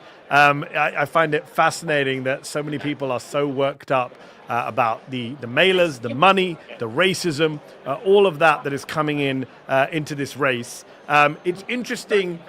I find it interesting that all of these endorsements that she's gotten. Can we talk about some endorsements? We talked about the money. She didn't just get lots of money from AIPAC, $32 million. She also got endorsements from Chuck Schumer and, she didn't get endorsements. Let me rephrase that. She had private support from Chuck Schumer and Kirsten Gillibrand, the main leadership in the Democratic caucus in the Senate. She got endorsements from Gary Peters, the outgoing senator. She got endorsement from the governor, Gretchen Whitmer, who said she wouldn't endorse. But then they saw Abdul El-Sayed was winning, and she endorsed. The Attorney General, Dana Nessel, former Senator Debbie Stabenow. A lot of big names endorsed Haley Stevens. This really is the Democratic establishment really flexing every muscle they have to stop this upstart, outside progressive from getting this nomination. What strikes me, we're hearing booze, 1 second, lots of booze. Oh boy. Okay, so we just saw the results flashed on screen. Sorry for the sidetrack, but those boos. Okay, the cheers are for Will Lawrence, who's winning. 41%. Bridget Brink, 30. Matt Mazdam, 28. That has about 44% of votes in, but the boos, just as a sidetrack, was because Wesley Bell and Corey Bush in Missouri has been called. Wesley Bell in a commanding lead, but Donovan McKinney, he might be the next one to unseat an incumbent. And Mehdi, before we get to your question, I mean, honestly, tied to it is there's been a lot of comparisons to the Republican Tea Party of the aughts and the early 2010s. At that time, 2 incumbents had lost before we saw the maturation into what we see now. Of course, the modern Republican Party, Trumpism, and so forth, a commanding party. People say, oh, you shouldn't want to be the Tea Party. I mean, look, they won, and they're in charge. When you think about right now, 2 incumbents have already lost. We might see a third tonight. And, of course, a sitting House member might lose to Abdul El-Sayed. I think the comparisons to the Tea Party are actually insufficient. I think what's happening now is a much stronger valence than what happened in the past. No less because it's not born out of a reactionary, chaotic movement. People often deride populism, and particularly the current populism wave, as this thing to be scared of, wary of chaos, of unpredictability. It's only chaotic insofar as that it's upending what exists now. In terms of what we're seeing in all of these cities is, in fact, a lot of organization. But back to your question. I'm sorry, remind me. It's about, the establishment. Yes. Well, this actually ties right into it. Because I think, Mehdi, something we were talking about earlier, and I'd be curious to hear your thoughts on this, is that there's so much darn money going into this race. And we're seeing perhaps that none of it matters. That it just, $80 million might just go poof. $80 million that could be spent on literally anything else, by the way. But let's say that doesn't work. You could probably... What you're seeing with this... Sorry, go on. Go ahead. Well, I was going to say, you could probably defeat malaria in multiple sub-Saharan countries with the money that's been spent on Haley Stevens' behalf tonight. $60 million. Ring, hello, Doge. Anyways, what you're seeing with the establishment coming out right now and rearing their head in this way and just going balls to the wall, really, is that it's desperation. But it's also this sense of, like, if Haley Stevens does indeed lose, what does that tell you about the people in charge of this party? They put everything they could. They even got Big Gretchen Whitmer, who, as you said, promised not to get involved. They got her to get involved. And if they still lose, might all mean nothing. What does that tell you about what's left in the power ranks of this party? Not so powerful.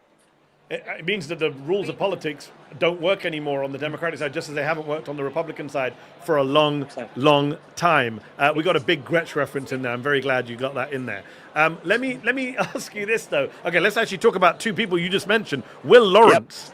Let's pull up his results. He's in Michigan's 7th Congressional District. He's at 41%. Bridget Brink, the establishment candidate, the former U.S. ambassador to Ukraine, at 30%. That's with almost half of the votes in. He looks like he's on course for victory. Meanwhile, over in Michigan's 13th Congressional District, you've got Donovan McKinney, state rep, lefty, socialist, backed by Abdul El-Sayed, Bernie Sanders. He's trailing Sri Thanadar by about 7 points right now, with just a quarter of the votes in. So it's close, but he's behind. Sri Thanadar is an AIPAC-backed candidate. Man was once a Republican, then he claimed to be a leftist. Now he's a centrist. Can't keep track of his politics, all over the place. But let's see if he holds on in that seat. Prem, what is the mood there? You spoke to one average Joe or average Abdul a moment ago about door knocking. Again, for the people who are just joining this live stream here on YouTube and on Substack, thank you for watching at home. What is the mood in Detroit, Michigan today, tonight, this week? So something that's been very distinct as I've been watching is, in a lot of these elections, there's a lot of nerves, anxiety, a sort of, let's not speak too soon. I think a lot of people are a little more comfortable speaking a little soon here. And we'll see, how we look back on that in a few hours. But I think this honestly starts from the top, from Abdul El-Sayed. He is someone who, as we've seen again and again, is a bruiser. He kind of loves the show of politics. He's kind of WWE-esque in the way he kind of makes these pronouncements against, Republicans like his opponent. And he's very much ready to move on to face the Republican. I was watching his final remarks yesterday at this wonderful venue called The Congregation, this repurposed church that's been turned into this lovely cafe in Detroit. and he was delivering his final remarks of the campaign, and these rousing remarks that really got a lot of people with some chills from those I spoke with.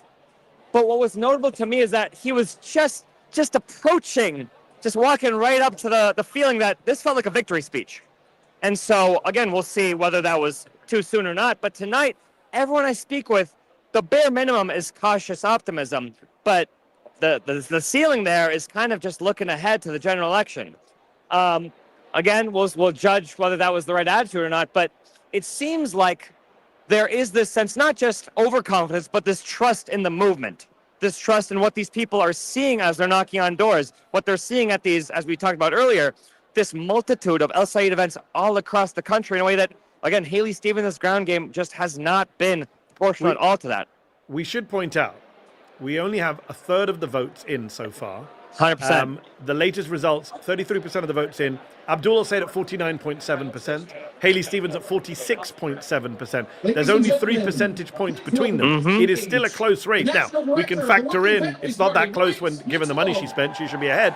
But she is still very much in this race. Now, let's see if she can narrow that gap or not. Yeah. Another bunch of votes just went in. There's about 15,000 votes between them. And Mallory McMorrow, who pulled out, is at 18,000, by the way, still, despite having pulled out. Prem, I'm going to leave you to go check for where Melat Kiros is. I believe she wants to talk to us. Congressional candidate in Denver, Colorado, Democratic Socialist. I believe Mayor Abdullah Hamoud of Dearborn, Michigan is also in the hall, is looking for you. So if you go check on them, I'm going to chat to another wonderful member of the Zeteo team, a colleague of ours, Swin Subsang, who joins me from Ohio. Swin, how are you? Good evening. I've never seen Prem Tucker that excited about Prem is high on life tonight. That's all I can say. High on life. Only life. Swin, you've come to us, I'm afraid to say, as the bearer of bad news. Because no matter who wins the election tonight, no matter which Democrats go up against Republicans in November, you're telling us in a special series this week that we launched yesterday at Zeteo, check it out, Zeteo.com, become a subscriber, a series you calling Start the Steal, that Donald Trump and his MAGA allies at the federal and state levels have multiple plans in play, to try and rig these elections, to try and make sure that no matter how well Democrats do, Republicans retain control of the Senate and House by hook or by crook. Your free and fair elections like you're seeing tonight, enjoy them while you have them, I guess. Look, there are a lot of efforts from the Democratic Party, their related apparatuses, their allied organizations, different legal nonprofits to fight back against this. So I don't want to fall victim to just pure dooming here on this chat and say that all is lost. That's not what we're saying. In fact, in this series, later this week, we'll have a lot more to say and a lot more to report on that very facet of it. Yes. But tonight's piece, Swin, I just want to focus on tonight. The headline is, here are 19 ways, 19, Trump and Republicans are plotting to rig and steal the midterm elections. We were trying to be as comprehensive as possible with this. I would not be surprised if we missed some, because whatever technical snafu, whatever bad faith deployment of a lie or a dirty trick, whatever voter suppression bill, whether it would be the SAVE Act, which obviously has not passed yet and is really tied up on Capitol Hill right now, or mimicries of SAVE Acts that the Republican Party is trying to push through at the state level, voter purges, threats to arrest election officials that come from people like Mark Wayne Mullen and other senior ranks of the Trump administration, voter purges, I forget if I said that one already, the gerrymander wars. I could go on and on and on. I'm just hitting the tip of the iceberg here. Please read the piece at Zeteo.com. What has just stunned me about not just the past few months, but really what they've been building up to for at least the past year and a half, is the depths to which that Donald Trump and his allies and the mainstream of his Republican Party are going right now to throw everything, all this anti-democratic spaghetti, at the wall in an attempt to rig not just the upcoming midterm elections, but as many future elections going forward as they possibly can. I know during this Trump administration, we throw around the word unprecedented a lot. Yes. For good reason. I will say again, this is woefully unprecedented. There's just like, at least not in our modern times. What It's in stunning. your reporting, Swin, you've been working on this, I know, for the last couple of weeks. What in your reporting has scared you most, shocked you most, stunned you the most? High up on the list is something we lead the piece with that published tonight at Zeteo, which is that, if you may remember, during the tail end of the 2024 presidential campaign, Donald Trump repeatedly campaigned on the campaign trail. This was not a secret memo that would have been leaked and therefore have been treated as a massive scandal. He was saying this proudly to probably millions of potential viewers online, at his rally, combined everywhere else, that if you elect me leader of the free world again this year, I am going to use the weight of the federal government to punish blue states, to threaten to withhold aid, including potentially life-saving federal emergency wildfire aid, something that is not supposed to actually come with strings attached, to places like California if they don't give in to my demands. This was something he's very proud of, and again, should have been treated like the massive scandal that it was and is. Something that we found was that during that stage, months and months before he was reelected president of the United States, some of his top legal and political advisors got to work crafting draft policy memos, draft legal papers to be used if he re-entered the White House in 2025. These people were led, of course, by Trump's top policy czar, Stephen Miller, and they made a decision early on in that process that Trump's threats to withhold all kinds of aids, whether it had to do with food, wildfire prevention, or emergency aid, so many other things. I don't have time to go down the lengthy list right now, but they wanted to find all these different policy leverage points to try to force states to bend to his anti-democratic election lies and impose the kinds of election policies that he wanted. It was decided very early on, before he was even reelected, that we would apply all these things in our crusade to try to blackmail all of these blue states to do what Donald Trump wanted on elections, obviously because Trump still is refusing to publicly admit that he lost to Joe Biden in 2020. So the fix was in before he was reelected. Now that he's been reelected, it's been a year and a half, at least, of them trying to do this, not just in the open, but behind the scenes, to kind of disrupt as much federal aid, or at least threaten to do so, to these states until they bend to his will to try to rig as many elections as Donald Trump and the Republican Party wants. You asked me earlier what stunned me the most in our reporting on this, and boy, is there a hell of a lot to go through on this. But just to zero in on that, this is horrifying in the level of scandal that the entire media should be treating it as. The President of the United States does not get to do that with potentially life-saving aids to democratic states, which he considers enemy territory. He is not supposed to be allowed to extort them into rigging elections in his and the Republican Party's favor. And that's what's going on whenever he, or now former U.S. Attorney General Pam Bondi, or anybody like that, goes to Minnesota or any other state saying, we will make your problems go away, or we will unfreeze or not try to stand in the way in hundreds of millions of dollars, if not billions of dollars of federal aid to your state, if you do these things that we want on elections that the God King and the Mad Emperor Donald Trump wants you to do. Yeah. It's absolutely barbaric. Swin, what steps, I know that you're going to be writing a piece this week on the Democratic response, but give us a preview. What could Democrats do to push back against some of these plans? I've been saying for a long time, take Donald Trump seriously when he talks about vote rigging, when he talks about making sure Republicans never lose another election again, when he talks about staying in power indefinitely. What can Democrats do to push back? Because the midterms are 3 months away. Well, okay, the one thing which they've been saying both publicly and privately, including Representative Jamie Raskin, when we asked him about this, when we had him on the Zeteo stream, I forget how many days or weeks ago. Yes. But Democrats keep using the term, rather cheekily, that Donald Trump kept using for his anti-democratic, like, authoritarian bullshit in 2024, where he kept lying about 2020, saying we have to make 2024 too big to rig. He said that over and over and over again in trying to get his votes out. That is what the Democratic Party and Democratic politicians are actually saying, including Representative Raskin and a lot of their public messaging. We have to make the blue wave in 2026 so massive that all of these different efforts, and boy are there a ton of them, that the feds and Republicans at the state level and elsewhere are deploying, are overcome by popular resistance in the form of votes. Now, there are other things that the Democratic armada of lawyers and other activists are preparing in advance in terms of wargaming and legal strategy if things really do go to the mat in the courts, if Donald Trump and the Republican Party really do try to pull some messed up stuff on or after Election Day. Again, we'll get into that at Zeteo when that story publishes on Wednesday night.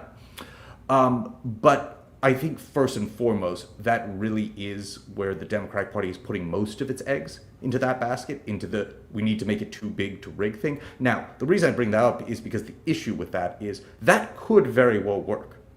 But this is just one election.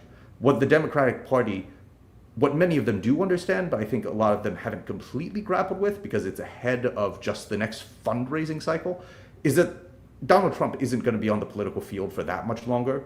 Apparently, at least if he actually does follow the rules that are set out. But still, he and therefore the Republican Party, and to a certain extent he, are indeed playing the long game when it comes with all these different things, whether it's the gerrymander wars, whether it's the crackdown on elections state by state, all of it. They are playing the long game because even if this isn't successful in 2026, even if liberals make it too big to rig, quote unquote, what they're doing now is going to have massive ramifications going forward for many election cycles to come. I would predict, and I hope I'm wrong, but I don't see any other way out of it than that. So, yeah, go ahead. No, I just want to say, sorry, I was looking down when you're speaking because we're getting more and more votes out of Michigan right now. I just want to give an update. We have 35% of the vote in. Abdul El-Sayed is at 49.8%, almost at the 50% mark. Haley Stevens is at 46.5%, so it's a little over 3 points between them, around, it's just gone up again, about 18,000 votes, not that much between them, but let's see. A lot of pressure on Haley Stevens to try and catch Abdul El-Sayed. Swin, one last question to you, which is Democrats. If Abdul El-Sayed ends up in the Senate Democratic Caucus, you've been covering Washington, D.C. for many, many years. How much will that shake up the Democratic Party in the Senate in Washington, D.C.? If he does what he is promising to do, and that is a weird thing to count on when it comes to any elected senator or American politician, but let's take him at his word, it's going to have a pretty big effect. If you combine it with everybody else who looks like they are headed to Capitol Hill, who are in the harder left progressive flank of the Democratic Party, actually get there. Obviously, part of this, perhaps the biggest part of it, has to do with the fact that for a long time, left-wing insurgents, some might call them, within the Democratic ecosystem have been trying to push the Democratic Party to a point where it is a litmus test, that if you are not standing up firmly and then some for Palestinian rights and Palestinian dignity, that is a red line. That is a litmus test. And there were multiple election cycles since 2015 and 2016, since a lot of people have been trying in earnest, that has failed.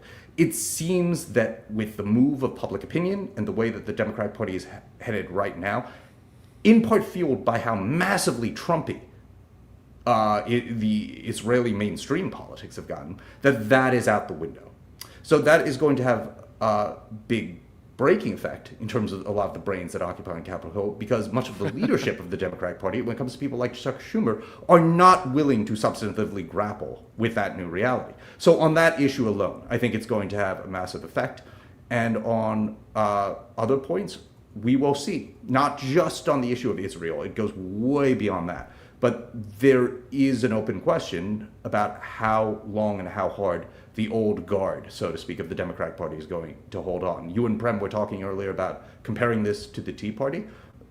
It's kind of hack and almost cliche to say now because everybody's making the comparison. I don't see how you get around making that comparison. It really does feel like the Democratic Party's Tea Party moment, and we'll see if the establishment and the empire is able to fight back hard enough over the next 2 or 4 years. The Democratic Party's Tea Party moment, but with fewer racists and nut jobs, we hope. Swin Soupsang, always a pleasure. If you're not reading Swin this week, what the hell are you doing? Swin is doing a series called Start the Steal for Zeteo. If you're not a subscriber to Zeteo, what the hell are you doing? Go to zeteo.com, Zeteo.com right now. Become a paid subscriber, support independent journalism, especially in this moment where mainstream media has gotten so much wrong, and read Swin's series this week about Donald Trump trying to start the steal in 2026, trying to rig the November midterms and win by hook or crook. Swin, thanks for joining us tonight. Anytime. All right, let us head back to Michigan. I have no idea what Prem Tucker is up to, but he's in Michigan at the Abdul El-Sayed count. Prem, I've just been speaking to our mutual colleague, Swin, about the Tea Party analogy that you and I were making earlier. Here's a question for you, Prem. When you're not in Michigan, you're often on the Hill, running around, grabbing members of Congress. You did a video for us where you asked members of Congress about Israel, about Americans being killed by Israel. Did they even know? And there were a lot of Republicans and a few Democrats who had no clue what was happening in the occupied West Bank. It was a fantastic video you made. Susan Collins got very upset. She got in the car and locked her door. She's in a tight race in Maine, of course, in the general election against Troy Jackson, who's replaced Graham Plattner. But my reason for bringing up the video is, what is it going to be like for people like yourself and others on the left on Capitol Hill? You're going to have a very different time in January 2027 if you've got Chris Raab and Melot Kiros and Brad Lander and Abdul El-Sayed and all these folks and Claire Valdez wandering the hallways. Much more, should I say, rich pickings for you, not slim pickings, in terms of talking to interesting people and getting proper comments about what's happening in America and the world. I mean, look, if nothing else, there will be a smaller percentage share of members of Congress who will be making up slurs to throw at me. So that'll be good. I'll tell you what, we had a very wonderful interview with several members and incoming members rather, over the past couple of days. One of them, of course, was with Chris Raab, who I really recommend you guys check out that interview in full, and with Rashid Tlaib. Both those, I think we got into some material that a lot of times you don't hear, especially from other candidates, but even from these members, we really got into the nitty-gritty. And I think what really is exciting for me as a journalist, regardless of where I stand on the issues, is at least these are people that care about the issues. Yeah. I think there's so many members of Congress who are so darn lazy because they don't have to really care or read a book. And you forget about the, a historicity or just a bare ignorance. It's just the laziness that really gets to you, let alone the disrespect, as I'm sure many of our subscribers have seen from many members of Congress who are confronted with our very basic, very elementary questions. So that will be very exciting. And I think intelligence is good. It's nice to have members of Congress who know what they're talking about. And I'll tell you what, these members, what I found very interesting is that a lot of them are also very intellectually curious. For instance, you saw Melot Kiros just this week. She got under some heat for an answer she had on a network interview, I believe with PBS, with regards to Israel-Palestine. And the sort of emphasis she was putting on part of her answer with regards to security towards Israel. And she was very receptive towards her critics. And regardless, again, where one stands on the answer to any specific debate or question, that you have members of Congress, even modeled by, for instance, Representative Ro Khanna, who are so willing to really engage with the public and engage with well-intentioned critics and journalists, I think is really exciting. And I think is actually something that a lot of people are looking for. I think one thing, Mehdi, I'm curious to hear your thoughts on, actually, before we pivot to some guests here, is that a lot of times there are partisans who I feel like, especially with regards to someone like you, get sort of nervous about really holding good Democrats to the fire on certain things, because it's like, the asymmetry in politics is that Republicans benefit from a kowtowing, foot-licking media atmosphere that never goes after Republicans, and they go after Democrats. Democrats don't benefit from that because the right-wing media is so strong and obviously goes after them, and the left-wing media goes after them too. But I think what's interesting now is that, I don't know, there's a lot of members of Congress that I think are kind of not being afraid of that and are leaning into it, going on both Fox News and Zeteo, and showing people that, there's a respectful there. We would benefit as a country, as a democracy, if we had fewer thin-skinned members of Congress. We have far too thin-skinned members of Congress. We also have incumbents, Prem. I mean, you mentioned people being lazy in Congress. 95% of members of Congress win re-election, right? This is the problem, Yeah. the incumbency issue. What is making our Yes. current politics so interesting is that a lot of incumbents are losing now for the first time.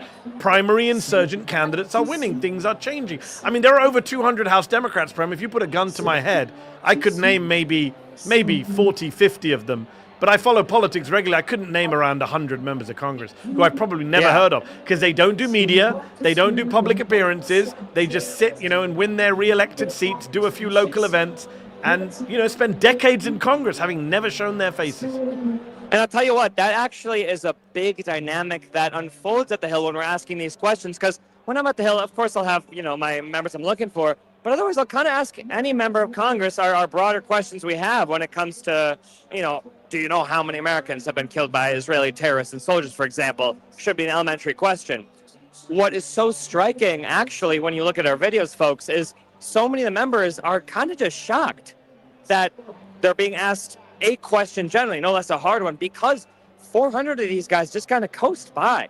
There's little media attention on some of them, or they don't necessarily want to have that much media attention because the less nationalized the races are, the easier their lives are.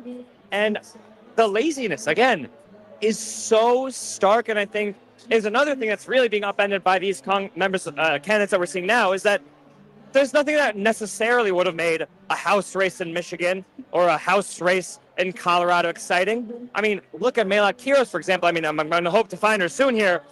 Her race is actually a great example of this. She, a 29-year-old person, just unseated someone who took office 29 years ago.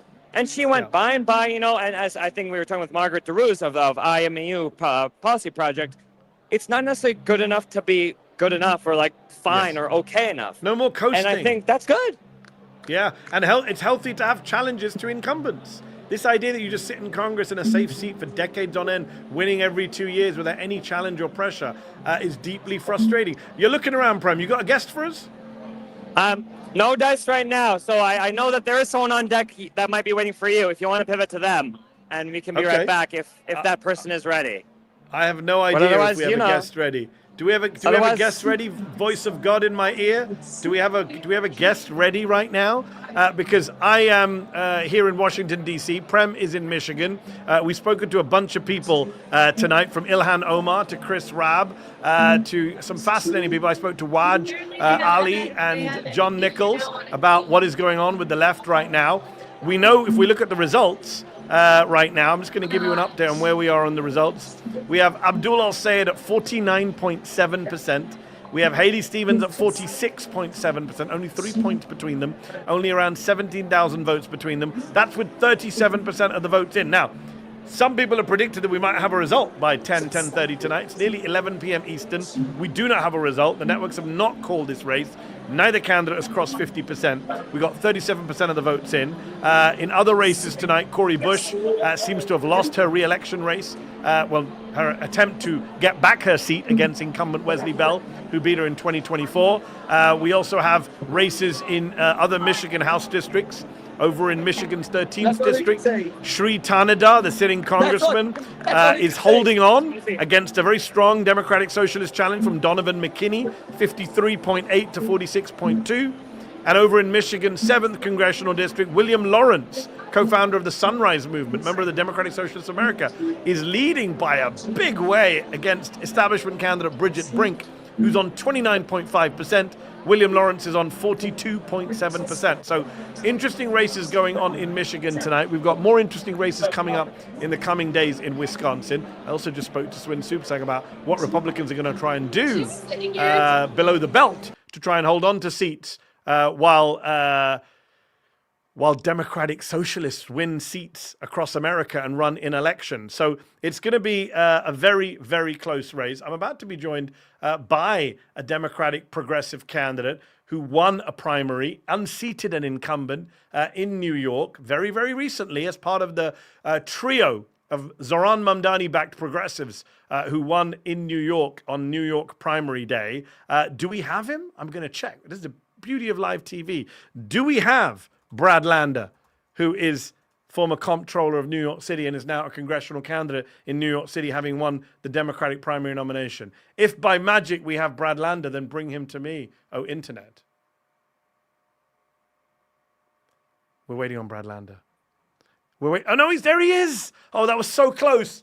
Brad Lander, we almost had a perfect moment. I think I'm here. Where I did a call and return and you were there, but it was about 5 seconds after. Oh, but there sorry. you go. No worries. Thank you for joining us tonight from New York City. Brad Lander, we've been talking about people like yourself all night because this is the season of insurgent challenges against incumbent members of Congress. You unseated Dan Goldman in New York. Remind us of the congressional district you are running in. That's New York's 10th congressional district. And you Manhattan defeated below 14th Street and a big chunk of Brooklyn. And you defeated Dan Goldman, who was the incumbent congressman. By 32 points, let's say.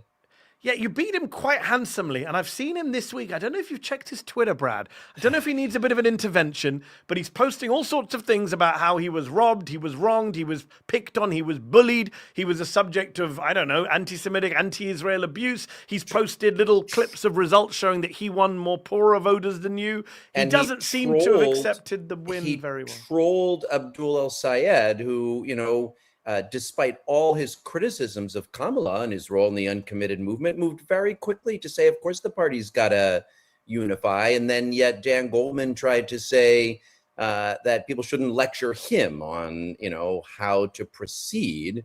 It seems to me the people that spent a lot of time criticizing others and now are promoting disunity.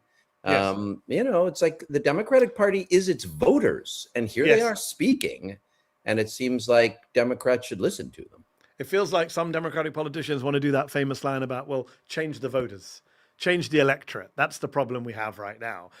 You look at issues like Gaza, which are, to quote the Republicans, 80-20 issues. The vast majority of the Democratic base says this is a genocide, war crimes are being committed, we need to put restrictions on arms sales to Israel. I should point out for people who don't know you, Brad Lander, and we've interviewed you a few times here at Zeteo, but for those people watching online on YouTube, on Substack, around the world tonight, I should point out Dan Goldman is Jewish.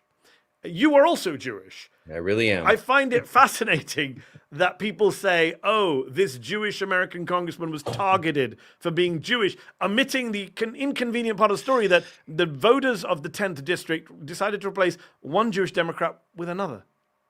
Every day I have, Jewish people, often young, but not only young ones, come up to me and say, thank you for being a voice of a kind of Judaism I'm so hungry to hear. Netanyahu does not reflect my values. The genocide in Gaza does not reflect my values. And in a sort of somewhat similar way to Abdul has said, I don't want to be judged by the regime in Egypt and what they do. And I don't want to be sending them our tax dollars to their military either. There are many American Jews who want to see investments in people here and, all the things Abdul is fighting for, and money out of politics and money in your pocket and Medicare for all. Actually, the person who I met Abdul through was Adi Barkan, this extraordinary activist who died of ALS after the just most courageous 7-year fight. He's a person of Jewish and Israeli heritage, Adi Barkan, but a fierce critic of the occupation. And somebody who loved Abdul. Medicare for all, and a big supporter of Medicare for all. That's right. Got bankrupted by his own health bills. I asked this question earlier to John Nichols from The Nation. I'll ask you the same question. And actually, it's very relevant because Dan Goldman, in all of these kind of bad loser tweets, made this point. And I want you to push back if you can. Goldman and a certain group of Democrats are saying, look, let's be very clear. This is a section of the base. This is DSA people, socialists, Muslims, they don't want to say it, who are obsessed with Israel, and that is what's driving everything. And it's nothing to do with economic concerns, populist concerns. Dan Goldman said, I'm a progressive. I support Medicare for all. I got votes of poorer voters. This is not about any other issue but Israel. Do you buy that? Did you just run on an Israel platform? No, of course not.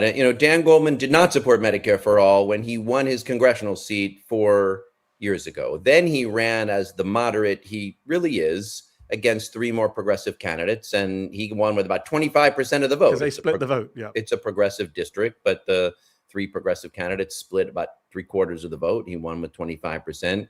Then he realized he was out of step with his district, so he signed on to Medicare for all. But voters know the difference. It's like, it's not just that you have like a bumper sticker or something that says Medicare for all. It's, are you pissed off about the ways the economy is rigged? Do people believe you're going to put your body on the line with workers, with immigrants, with patients, and actually fight what's wrong? And, look, I think it's worth going back because, we still have, I guess, one or two more primaries. But let's remember the first of the progressive primaries was Ana Lilia Mejia, this working class Dominican in New Jersey who won a largely white suburban district. And she is a strong supporter of Palestinian human rights and doesn't want to spend any money for Netanyahu's wars. But that's not the issue she ran on. What she ran on is fighting for her working class neighbors. And this middle class, very substantially white, meaningfully Jewish district got excited about her because it's a time for fighters and a time for change. But AIPAC was terrified. And so they spent a lot of money. Ironically, in that race, the first time in that AIPAC race, you'll remember, they spent their money against Tom Malinowski, who's, not even that, I mean, is not just lock, stock, and barrel for Netanyahu, but is nobody's idea of a fierce Israel critic. So this was, as Ro Khanna was saying when Dan Goldman responded, the movement here is pissed off about the ways that the system has been rigged and hypocritical. And of course, that includes health insurance companies who pretend to be trying to give you health insurance, except they make profits by denying it to you.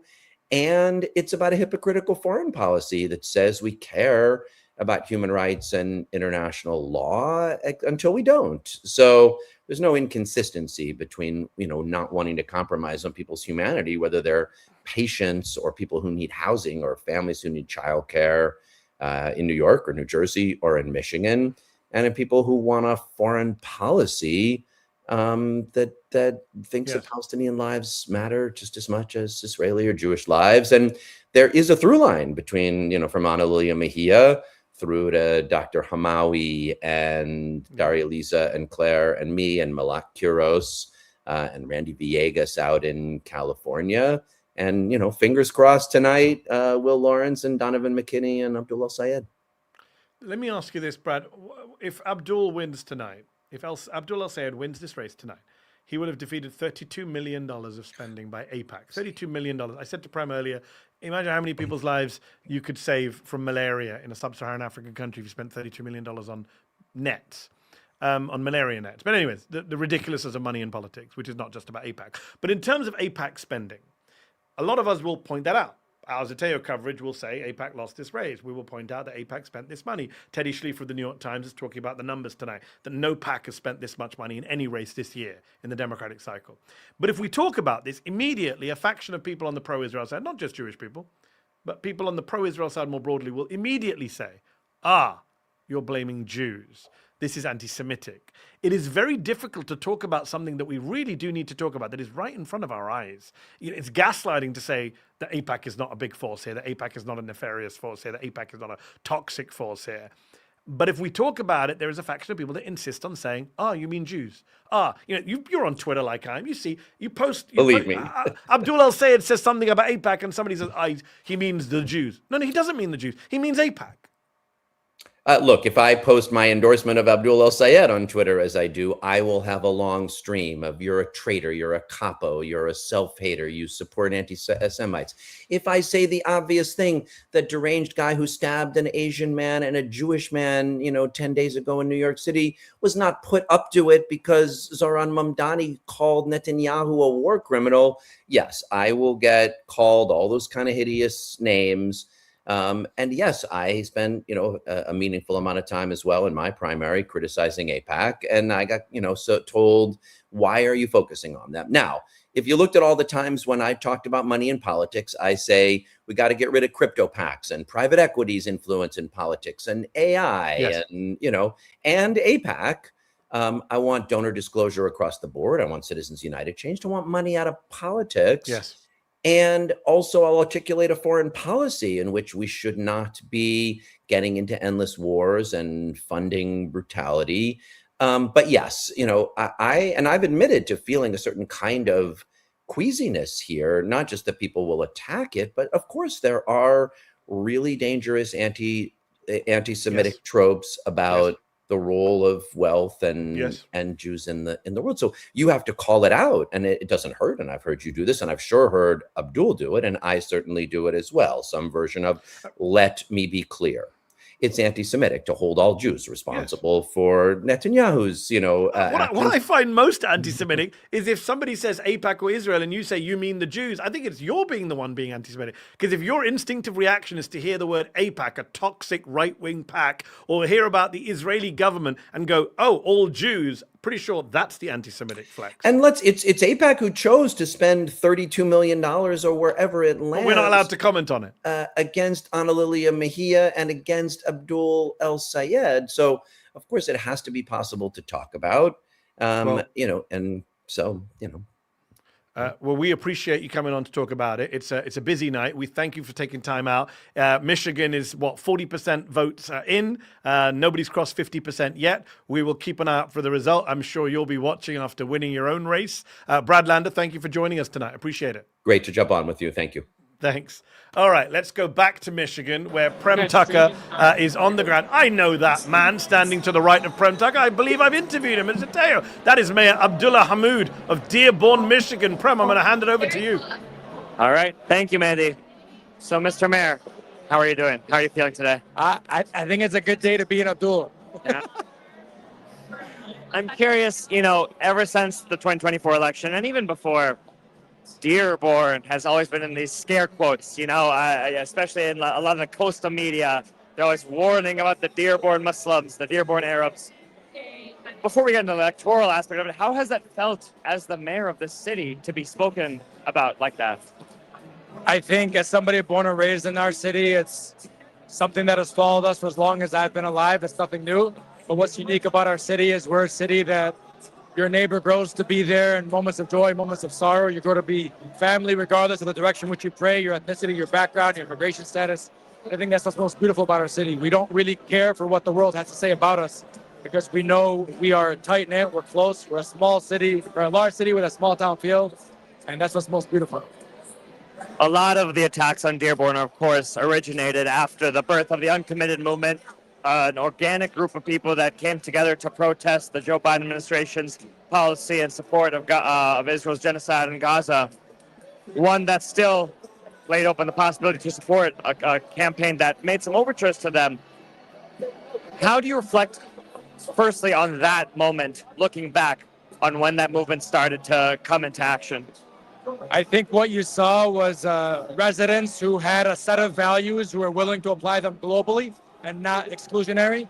And I think that's what's, again, beautiful about the Dearborn people. It wasn't just a movement of Arab Americans and Muslim Americans. It was multi-faith, multi-ethnic, multi-generational. And it started in Dearborn and spread across the country. And now we're seeing a movement of working class candidates who are ready to fight for the set of values that is applied globally, who want to take money out of politics, put money back into the pockets of working families, pass Medicare for all, who want to end sending our tax dollars to cause further death and destruction, and rather to help build and uplift our children, our families here. And I think that's the moment that we're most proud of now.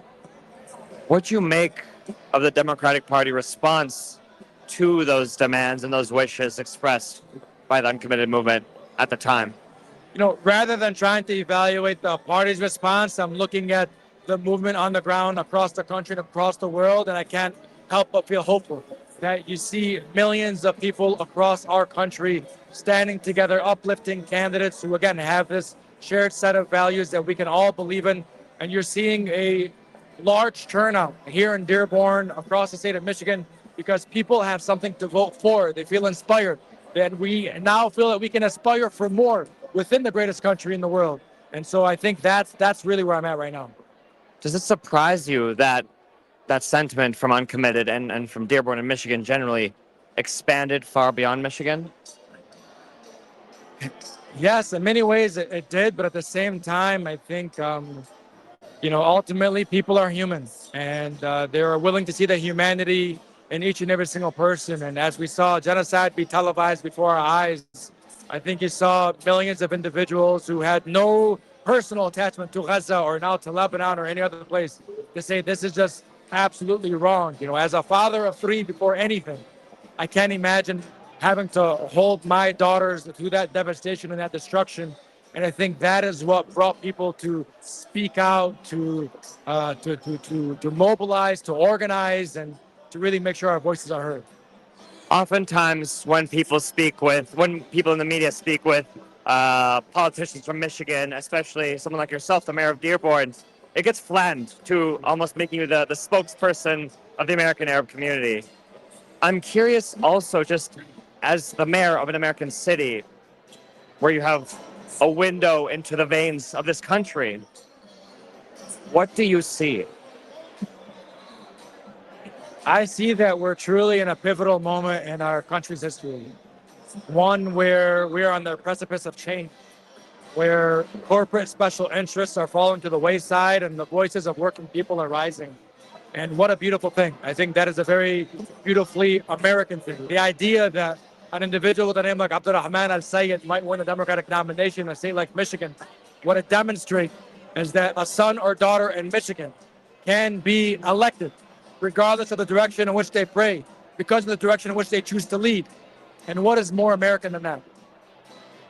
Something, as you're speaking, I think of what has been so defining about Abdul El-Sayed's campaign, which is the way he's been seeking to reinterpret and reimagine this idea of America first and what that actually means versus how the American right uses it. How have you been kind of observing how Abdul El-Sayed is doing that? He's most certainly connected with my residents who have the shared ideals around not sending our tax dollars overseas, rather using them to build up our schools and health infrastructure here. The reality is costs are soaring, whether they're healthcare costs, utility, water, groceries, so on and so forth. And so it's just really beautiful to see a candidate who was able to connect with residents of all backgrounds, of all faiths, of all generations. And that is what has inspired folks in this moment.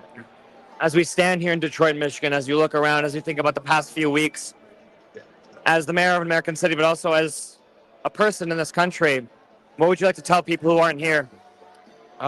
Never give up. Never change who you are to try to accommodate someone else's feelings. Be authentically yourself. And in this country, there is no ceiling on what you can attain as long as you work hard, you connect with working folk at their doorsteps, and ultimately we all choose to uplift one another because we have a firm understanding that when you uplift the least of us, you uplift all of us. Hamoud, thank you so much. Appreciate your time. I appreciate it. Thank you so much. Thank you. Take care. There you have it, folks. Mayor Abdullah Hamoud of Dearborn, Michigan. Live from Detroit right now. That man is a rising star, I think it's fair to say, in the Democratic Party. Indeed. Indeed he is. What did you make of that, Mehdi? What do you make of... I mean, I'm curious what you think about, the conversation we were having about just the way Dearborn has been almost fetishized, otherized, put into a box for the past 2 years, put into square quotes whenever it's mentioned in the media as Dearborn and the way that's delivered. What have you made of that from our compatriots and comrades in the media? Well, I'm just pulling it up to remind myself. This was the op-ed in February 2024 in the Wall Street Journal. Welcome to Dearborn, America's jihad capital. That was the op-ed they did. Oh my gosh! And Mayor Hamoud at the time had to get extra security and police out because they were worried about attacks. Dearborn is ground zero for racist conspiracy theories, creeping Sharia bullshit, great replacement agitation. This idea, and by the way, it's not a majority Muslim town. People think it is, it's not. But it is somewhere where there is one of the biggest Arab American populations outside of the Middle East in the United States of America. Michigan itself is home to a lot of Arab American voters. And, some of us warned the Harris campaign in 2024 that if you don't take this issue seriously, Gaza from a moral perspective, then from an electoral perspective, you should take it seriously because Michigan is a swing state with lots of Arab Americans and it could cost you. And they kind of wouldn't listen. Instead, do you remember, Prem, they sent Bill Clinton to Michigan on the eve of the election to lecture people in Michigan about Jewish ties to the land of Israel, Palestine. Bill Clinton started talking about King David and the Bible. Yeah, ridiculous messaging from the Democrats on the eve of the election. And don't forget, and I interviewed Mayor Hamoud at the time for Zeteo and said, are you going to endorse Harris? What do you say to people who say vote blue no matter who? And he said at the time, what do I say to my constituents who have lost 100, not 20, not 50, 100 members of my family in Gaza? How do I tell them to vote for Biden-Harris when they are the people who armed the killers of their family members? So I think that has stayed for a while. And now the Democrats may have found a Senate candidate who can actually get some of those people back. We're told that politics is about addition, Prem, right? That's what we're always told by centrists. Oh, lefties want to close everything down. We want to build a big tent. Well, a big tent actually involves brown folks, Arab folks, Muslim and Christian folks from the Middle East. And I think slowly, maybe, the Democratic Party is getting that message, whether they want to get it or not. Yeah. I was thinking about this actually because there's a few particularly prominent figures. I don't think this is like necessarily the majority talking point amongst the mainstream Democratic Party, but on the fringes, there's this reaction of don't hijack the Democratic Party with your socialist ideals. Start your own party. I believe, if I'm not mistaken, Mehdi, you can correct me. Didn't Jamie Harrison, a prominent party official, in fact, make this exact argument? Yes, John Fetterman makes it every day now. Of course, he does. And I believe James Carville might have as well. But forgive me if I'm wrong, James Carville. There's other things that I might disagree with you on anyways. But anyhow, to your point, we always talk about expanding the tent, building bridges. And that's never the luxury afforded to the left. But moreover, I was reminded, actually, a reader reminded me of this earlier today from one of our old articles of this insistence on some Democrats, and hopefully this will be an antiquated thing in the months and years to come, that we need a strong Republican Party, because that's the way we can really work together and represent all sides of this nation, which, for starters, it's so fatalist as if you're sacrificing the fact that some voters you could convince will nevertheless always be Republican, which I find to be like, are you doing politics or not? Do you care about changing people's minds or not? Like, you want to turn them into Democrats for one thing, but for another, yes, but for another, it's like, how can you want a strong Republican Party and at the same time tell people who are maybe slightly to the left of you that we do not want you to be strong? I mean, it's obviously a very glaring admission, very symptomatic of the old guard Democratic Party, but it's such a hilarious and kind of silly hypocrisy, in my opinion, at least. Yeah, it is, and we've always seen that this is a party that wants to kowtow to the right, not the left. We've seen that in the UK, Prem. You've seen the UK Labour Party lose voters to their left, to the Greens, but they obsess over winning back voters who have gone to the right, when far fewer voters relatively have gone to the right than to the left. So this is always a problem. We're told that the centrists are pragmatists, that they're moderates, that they want to build a big tent, but really it's a big tent with right-wingers. They don't actually want left-wingers in the tent. And that's the James Carville reaction that you mentioned. He was on a CNN documentary on Sunday where he said, I won't be in a party with Hassan Piker, as Wajahat Ali told me earlier tonight. Okay, then goodbye, James Carville, because Hassan Piker speaks for a lot of young Democrats, whether you like Hassan Piker or not. Is Hassan Piker there? Is he turned up at the Abdul El-Sayed rally so that people can attack Abdul El-Sayed for being seen with Hassan Piker? So I believe he is around, and we're hopefully going to get him on soon. Let's go grab Hassan, because you went and did a great profile on him, written profile for Zeteo. Check it out, folks watching at home. Zeteo.com. Become a subscriber. Don't just watch the YouTube or Substack streams. Become a subscriber. Read Prem's piece. Also, I did an interview with Hassan for We're Not Kidding for the podcast just recently. Again, check that out. Become a subscriber. So I'm going to go talk to another guest right now, Prem. Give you a break. If you want to track down Hassan Piker, Melat Kiros, some of the interesting people there at the Abdul El-Sayed party that you're at in Detroit, and I'll be back with you shortly. All right, let's talk to an interesting Democratic figure, a young but very well-connected Democratic Party organizer, strategist. His name is Bhavik Latia, and he was also part of the Harris-Walz 2024 presidential campaign. Bhavik, good to see you. Hey, Mehdi. Nice to be here. I can't hear you, Bhavik. Oh, I got you now. I thought I didn't have your sound. No, I got you. It's a live stream. We're just feeling our way towards everything. Bhavik, thanks for joining me. You were Michigander? I am a Michigander. I was raised in Saginaw, Michigan, otherwise known as the Sag Nasty, as we called it growing up. So let me ask you this. Right now, I'm looking at the results right now. 44% of the votes in. Abdul El-Sayed has just hit 50% of the vote. He's been stuck on 49% for the last half hour. I'm now looking at the results with 44% of votes in Michigan. Abdul El-Sayed is at 50%. Haley Stevens is at 46.3%. He's expanded his lead over her by 3.7 percentage points. What's your reaction to what's happening in Michigan tonight? Someone who studied this stuff, organized on the ground in Michigan. Yeah. So one thing I'll have to say is, man, many progressives love dooming. We have nothing more than dooming. And that's essentially what I think is happening here. The New York Times has Abdul up 7 points in from their pre-election benchmarks, and Michigan is famous for doing something what my former boss and mentor Ben Wickler calls the red mirage followed by the blue shift.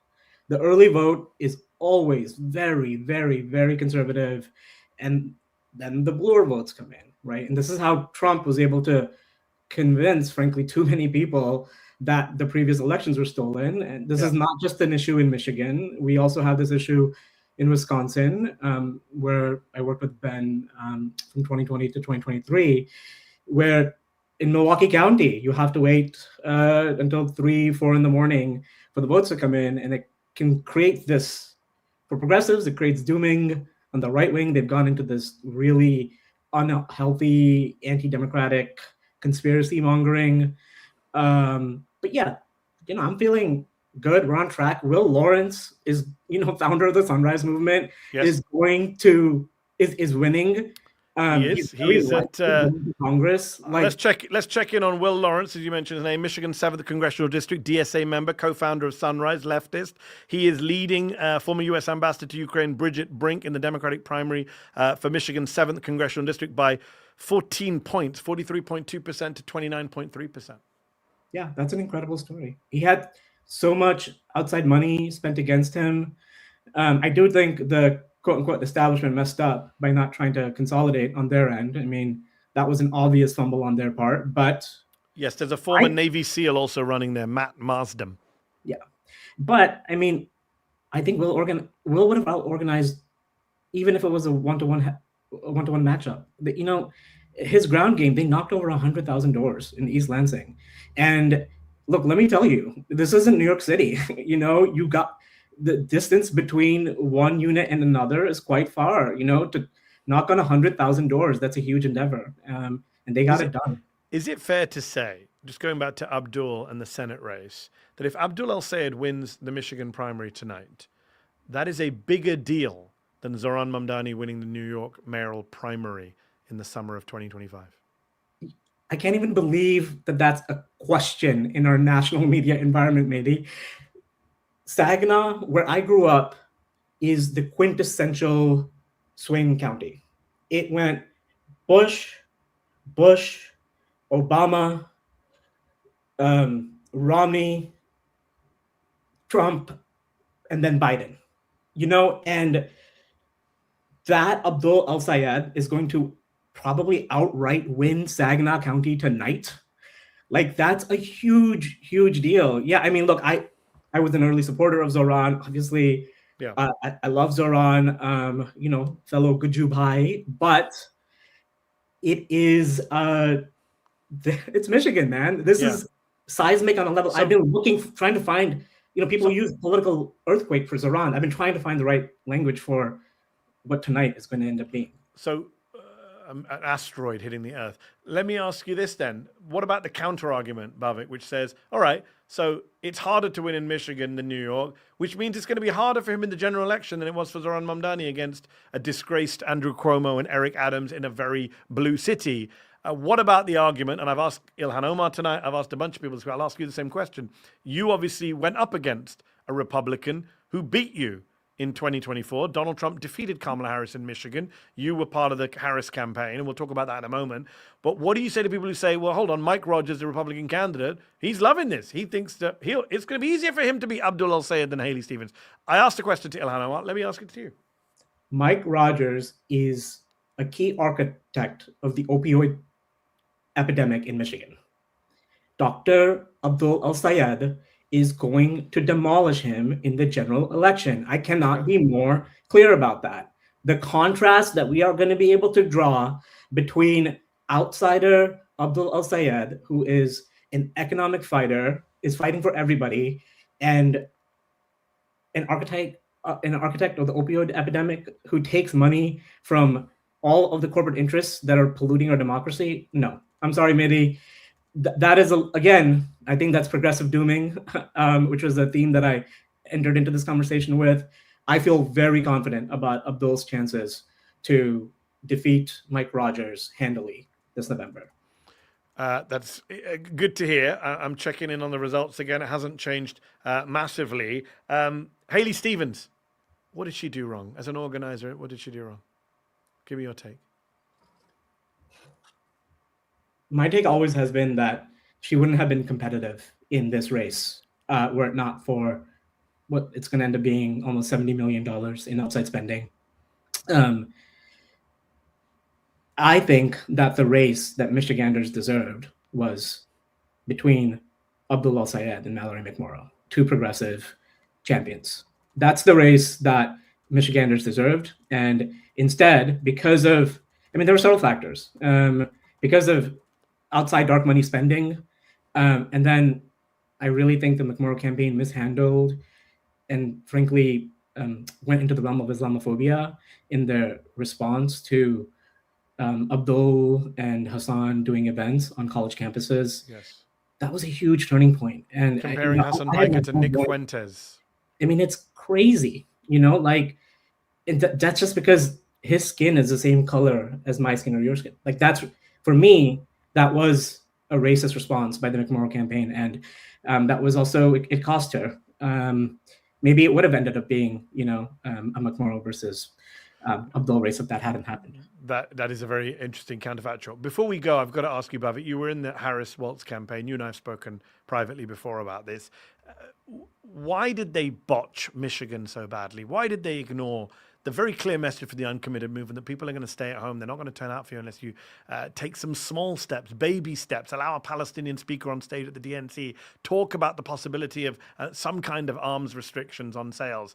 Why did they mess that up? Was that just willful ignorance on their part, willful blindness, or was it more ideological? Was it no, fuck that. We are going to just double down on our pro-Israel, anti-Arab position? What was happening inside the campaign? My God, I have been trying to, at your urging, write a piece about this. Please do. For the last year. I have so many thoughts on this, and obviously, would love to follow up with you and take you up on your offer of publishing it on Zeteo. No pressure. I'm just remembering the email from a year ago, and I will follow up on that. It was the unwillingness to stare at genocide in its eye and call it for what it was. And it's the unwillingness to understand that the scale of human suffering that the fascist Israeli government put upon the people of Gaza with U.S. not just funding, but military support, diplomatic cover. People in Michigan were mad as hell about this, and it wasn't just the people that look like us. I was hearing from white friends that I grew up with in rural suburban Saginaw, pissed off about this. They thought, it was a misinformation, but many of them thought that the Trump-Vance ticket was the anti-war ticket going into the 2024 presidential election. And that was such a fumble by our campaign. And you're being kind calling it a fumble. It was a fuck up of epic proportions. Bhavik, the invitation to you to write is still open. I'm sure many people would like to hear about what went on in that 2024 campaign on the ground in places like Michigan and Wisconsin, especially with the uncommitted movement. Harris has written her memoir. She might be running again in 2028. She seems to be hinting that's her goal. So we would love to hear from you. Thank you for taking time out tonight to talk to us about Michigan tonight and Abdul El-Sayed. But we'll wait on that piece. Of course. Pleasure to be here. Thanks, Bhavik. Good night. All right, stay with us. We're going back to Michigan. I'm in D.C., but Prem Tucker's in Michigan, in Detroit, Michigan, at the election night party, and I recognize that person standing next to Prem Tucker. That is former Zeteo contributor, former congressional candidate, Kat Abu-Ghazala. Prem. Thank you, Mehdi. Yes, Kat Abu-Ghazala, me, Detroit, Michigan. Kat, how you feeling? I'm feeling pretty good. So, how good, actually? Because I see the race right now. We were just talking about this. It's 49% to 46%. Half those have been tallied. How did you feel before today about Abdul's chances? I felt fantastic. His message is the right one. His the energy here is palpable, and it has been for weeks when we've been on the ground. right now it's 49 to 46 or 50 to 46.4. But that's still like 20,000 votes, almost 30,000 between them. I think this is showing that progressive populism and anti-genocide agendas are the ones that are winning. I'm curious, of course, you had just ran a very impressive, ultimately unsuccessful, but impressive campaign in a pretty crowded field.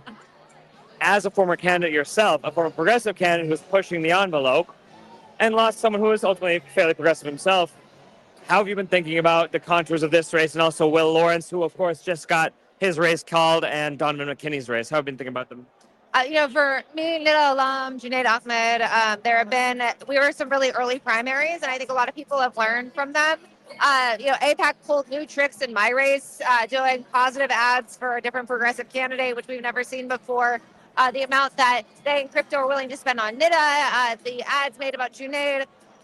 Additionally, ideas about consolidation and also, sticking to your values, I think have really gone through these primaries, and I think that those have helped with these amazing democratic socialist victories we're seeing around the country. And hopefully we'll see Francesca Hong next week in Wisconsin. But running for office is really hard, and it's even harder if you're not in the pocket of billionaires and oligarchs and corporations. And so I'm just really proud of every single one of these candidates for doing it the right way, because it's way harder. It's already unbelievably difficult to run for office, and it's way harder to do it morally. You're a former Republican. Yes. You then went on to work to track down all the crazy ways the modern right is metastasizing and spewing the things that they spew. And then you ran for Congress, ostensibly to try to get Republicans to support you. As you look at a campaign like Abdul El-Sayed's or Will Lawrence's or Donovan McKinney's or any of these other successful campaigns in the past few months, what lessons do you think are there about reaching Republicans or non-democratic voting people? Yeah, it's actually funny when you talk to extremism researchers, the vast majority of them grew up Republican or conservative or even far-right extremists. My family was not one of those, but we were, Reagan Republicans through and through. And it means that you're able to understand and communicate with the right in a way that people that might have grown up in a blue family, in a blue city, in a blue state their entire lives might not be able to. In our race, we won the most progressive parts of Chicago, and we won the most conservative parts of our district. And it seemed to surprise everyone except our campaign. And that's because we just appealed to real people. Progressive populism is where the center should be. And the only upside, it's not really an upside is the right word, but in this hell that we live in, people are starting to realize they can demand better. And they can demand an agenda that works for them. And progressive populism is speaking to the people. People don't want their tax dollars spent on bombing children. People don't want to have tax breaks for billionaires. They want to be able to afford housing, groceries, and healthcare, to send their kid to a good school, to be able to retire one day. And right now, most of us can't do a lot of those things. And so I think that when it comes to reaching out to Republicans, it's not about moving to the right. It's about sticking to your values. You talked a little bit about this, but I'm curious to hear a bit more about some of the political lessons you had learned from your candidacy for Congress. Oh, God, political lessons. I learned that a lot of people don't say what they think. As someone that is incapable of doing that and also a very bad liar, I didn't realize the extent to it. You assume that politicians are full of liars, has a lot of liars in it, but it's true. And that's one thing I love about Abdul El-Sayed. He was one of the first people to call me after I lost. And he was so kind and so thoughtful. And every time I've talked with him in private, sounds exactly the same way he talks to people in public. When he talks to a random supporter on the street or someone when he's knocking doors, it sounds the exact way he talks to people he knows behind the scenes. And that's something that I did not value enough until I'd already run for office. What did he say to you when he called you? I mean, he knows how it feels. He's lost a big race. He knows how rough it is. And, my race was incredibly close.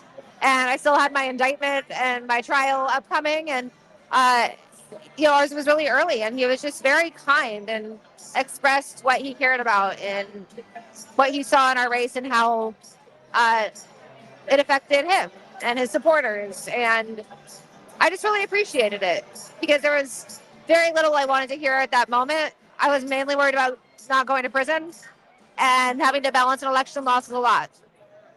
you're mentioning this. Many of our viewers might be familiar, but some may not. To whatever liberty you're able to, can you tell us about this indictment and this legal? Yeah, tell us about what happened. Yeah, I'm a free woman. ICE hit me and a bunch of other people with a car and then indicted us saying we were trying to obstruct or injure the ICE agent, threatened to put us in prison for almost 10 years. And then it turns out they had to commit prosecutorial misconduct to get our indictment. So they dropped the charges 3 days before trial after we forced them to show the transcripts. And now we're filing under the Hyde Amendment to get our fees back and also learn what the hell happened. You are one of several officials and candidates over the past, especially a few years, who have put your body on the line when it comes to standing up to ICU, Brad Lander, Darlitza Avila Chevalier, Claire Valdez, many, many more. Not too many more, unfortunately. What has that kind of been like being a part of it? And I guess when you think about what a public servant should be, what do you think the bare minimum is? I think that is the bare minimum. I think actively putting your life, your reputation, your job on the line is the bare minimum. And when people act like it's something spectacular, it makes me unbelievably uncomfortable because I see that as the absolute lowest bar if you want to represent people. And unfortunately, a lot of people that claim to want to be leaders are unwilling to actually raise the stakes for themselves. And they're just allowing their constituents or their would-be constituents take all of the heat. Me and Mehdi were actually talking about a somewhat related idea just a little bit ago about how many members of Congress there are that like have complete inertia. They don't really have to do much more, and therefore they don't, or they're not that publicly known, and therefore they kind of keep a quiet profile intentionally. As you were running, was there anything that kind of surprised you about just going through the American political process that maybe you think the layperson doesn't fully appreciate? There is so much inertia in politics. It's crazy. I mean, the amount of times I heard from people that lots of people know who would say, I think you're the better candidate, or I like what you support more, but, you know, I just can't endorse, or I have to endorse a different candidate because politics was insane. Because I'm just sitting here thinking, no, you don't. None of our feelings matter here. My feelings, your feelings, anyone in this room's feelings. We're dying. We're getting killed. We're getting slaughtered in the streets. None of our feelings matter.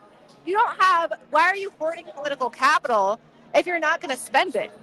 And when it comes to, like, for instance, protesting ICE, very actively, very publicly, the presence of people with profile or power makes everyone else safer.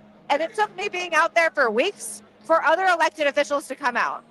And I don't care if the reason for you to be out there is because you actually care or because you don't want to get stood up by some blonde bimbo. But I need to actually see people out there. And we have to lead by example. So, yeah, that's just, the inertia is insane. And the amount of people who say they can't do something because they can't is pathetic. Were there any personal lessons you had taken from your candidacy as well? Don't get indicted while running for office. Also, I have the most incredible people in my life. My partner, Ben, who runs The Onion, was acquiring InfoWars while I was running for Congress, and then also under federal indictment. And I have never known someone that is that loyal or kind, and it really showed me how to appreciate the people in my life. Running for office is really hard, and you should do it if you are thinking about it, but it's really hard, and we make it easier. And finally, I believe, if I'm not mistaken, after you had lost your race, you still kept that infrastructure moving and working and still serving the public in a way. Could you tell us a bit more about what you did with that apparatus after you lost? Yeah, so our campaign, we structured it around directly engaging, doing direct action and mutual aid with our campaign resources, rather than just spending it all on ads and consultants. And so our campaign office doubled as a mutual aid hub. People could come in anytime we were open and get what they needed, from food to baby formula to diapers to books. It still operates as that as well. Our events were always free and affordable and fun. I like to say that we were the first campaign ever to have 2 separate mosh pits, cafes in both those mosh pits. But we also had comedy nights and art nights and stuff like that. Because people can't be involved in politics if their material needs aren't met and if they have no reason to be involved. And so we really try to think outside the box, and now we're helping other candidates do the same. So Francesca Hong, for instance, has created her campaign HQ to mirror ours. We're hoping to do this with races all across the general and, of course, in 2027 and 2028. But integrating mutual aid as a direct part of politics is incredibly important if we want to empower the working class. Kat Abou-Ghazaleh, thank you so much. Thank you so much. Thanks so much. There we have it. Kat Abou-Ghazaleh, Hello, hello. live from Detroit. Oh. Can you hear me, Prem? I can hear you. I know it's very crowded there. Kat Abou-Ghazaleh, who didn't make it, one of the leftists. So we said tonight, Cori Bush has not made it in Missouri. It's not a universal, left winning everywhere. Although, as Kat pointed out, in Chicago, in Illinois, in some of these races, AIPAC played real dirty, where they actually tried to boost some of the leftist fringe candidates in order to undermine people like Junaid Ahmed, who she mentioned in one race, Kat Abou-Ghazaleh in her own race. Although Daniel Biss did win that race that Kat Abou-Ghazaleh was in, and he's a J Street-backed Democrat, liberal Zionist, very anti-AIPAC, so AIPAC didn't quite win that race. Very interesting to hear her talking about her relationship with Abdul El-Sayed. What's the mood in the room right now? It's getting late. We're heading towards midnight. We thought we might get a result before midnight, but I just want to give people an update on the results so far. Right now we have Abdul El-Sayed with 55% of the vote in, majority of the vote in. He's at 49.5%. Haley Stevens on 46.8%. So that 3 percentage point gap has not shifted in the last couple of hours. He has maintained a healthy 3-point lead over Haley Stevens, who, as we said earlier, has a 9-1 spending advantage over Abdul El-Sayed. That's where we are in the Senate primary. What's the mood in the hall right now? I know you're there. People just waiting and waiting. Mehdi, as we spoke about earlier, one thing I was expressing concern over is the sense of overconfidence in this room. Of course, Abdul El-Sayed is still up. Half the votes have been tallied, but of course another half hasn't been tallied. And like they tell you sometimes at a meal, it's not about the first half of the meal, it's about the second half of the meal. You might have hungry eyes, but I'll tell you what, you got to finish that whole darn thing. I've never heard anyone say it's about the second half of the meal, Prem. Did you just make up that adage? Someone said it, and I think someone just said it to thousands of people all across the country. Child? Was it your mother when you were a child trying to get you to finish your plate? Don't order with your eyes, order with your brain. I don't know. Either way, all to say. I happen to think appetizers can be the best part of a meal. But anyway, sorry, make your wider point. There's half the votes still to go. I think there was some South when they called it for Will Lawrence, a race, by the way, where both candidates he was facing were comfortable enough with the Democratic establishment. And he's up there with, I think, 40%, if not more. That's a race that, I think gave a lot of people some South. Right now, Abdul El-Sayed is still winning. He's doing pretty well in certain counties that Stevens would have wished he would be doing better in. However, yes, no one needs a reminder that there was a stream of polls in the past week and a half that showed +10, +12, +15 for El-Sayed. And right now, we're not seeing that. And so if Abdul El-Sayed does indeed win, I think this question about reaching out to Haley Stevens voters becomes a lot more important, because I think up to today, I do think some parts of his campaign have been like, of course, that's the point of a candidacy, is you bring people back in. But that was not the first concern at all. Yes. I do think it might be, at the end of the night, we'll have to see. But at this rate, that might be a higher priority. He was quick to reach out to Mallory McMorrow when she pulled out. He called her. He called for her supporters.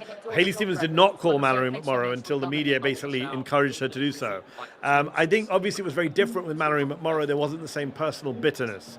Here there's clearly personal rancor. He's been quite vicious about Haley Stevens. She's been vicious about him. As we said a couple of nights ago, she referred to him as someone who blamed his problems on Jewish Americans. So yes, he will have to be the magnanimous bigger person if he wins, especially if he wins narrowly. He cannot beat Mike Rogers. He simply cannot beat Mike Rogers unless he has the Democratic Party consolidated behind him. It's already a tight race, even if he has all Democrats behind him. And if he doesn't have all Democrats behind him, then he's in trouble in the general election. So it'll be very interesting to see where he goes. He hasn't won yet. Again, just a reminder, as you pointed out, he was getting 10, 15-point leads. He's 3 points clear right now. He's been holding a 3-point lead for the last couple of hours since we've been on air. We're almost certainly not going to get a result this side of midnight. It's now 11:45, so we're going to wrap soon. But there's another important race, Michigan's 13th congressional district, where Donovan McKinney, a Michigan state rep, Democratic Socialist of America, is running against incumbent Congressman Sri Tanadar, who is a real chameleon, was once in the DSA, but left the DSA, was once anti-Israel, then became pro-Israel. AIPAC gave him lots of money. Used to be a Republican, allegedly said he supported John McCain, but then pretended to be a progressive Democrat. Could he lose tonight? The latest out of the 13th district, I'm just reading it, 39% of the votes in, according to the Associated Press, 53.7% with Donovan McKinney. He's taken the lead. And Sri Tanadar is at 46.3%. So he's got a healthy 7-point lead, but again, half the votes are still not even in yet. But that is a good sign for Donovan McKinney, who's been trailing for the first half of this night. You know, I actually sometimes feel a little sympathy for Sri Tanadar because there's this joke in the Hill amongst members of Congress, amongst staffers, where it seems like he just doesn't have that many friends at the Hill. There's some members of Congress, even on his side, Democrats, who say, you know, who cares if he loses? And so it's interesting that in one sense that race is so fascinating because Donovan McKinney is running against this man who's quite rich and kind of this similar kind of inert incumbent. But at the same time, Sri Tanadar has identified that he doesn't actually have that many friends and often does these very high-profile things, calling for censorship resolutions or even impeachment in a way that a lot of members don't. And I think back to the oft-used Twitter meme that I'm sure you've seen, Mehdi, the Ro Khanna question mark cycle. It's this picture where it's like two speech bubbles next to Ro Khanna's face, and it's question mark, question mark, question mark, arrow to the bottom, question mark, question mark, question mark. Because in the past, he was often seen as someone who'd go left, right, up, down, all over the place in a way that he really has kind of modulated himself much more firmly in the past year or two as far as where he stands on a lot of issues. Sri Tanadar, though, I'll tell you what, he absolutely fits that bill. I mean, to your point, in such a way that he's kind of ultimately just confusing to a lot of people.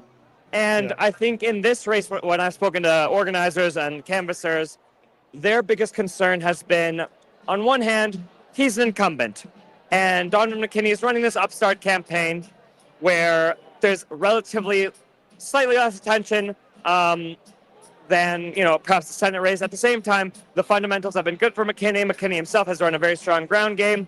But Sri Tanadar has kind of been all over the map in such a way that he's not been outwardly as offensive as some other incumbents have been, but it's also just offensively incoherent as far as no one really knows what this guy stands for at the end of the day.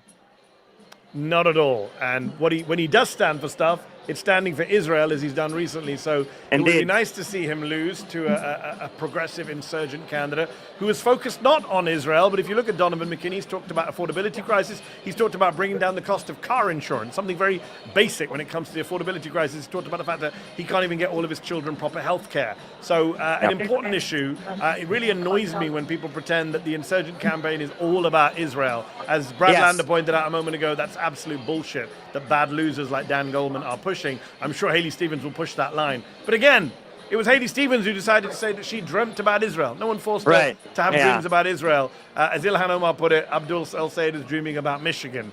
The race is close. It's closer than Abdul El-Sayed's team would have liked it to be.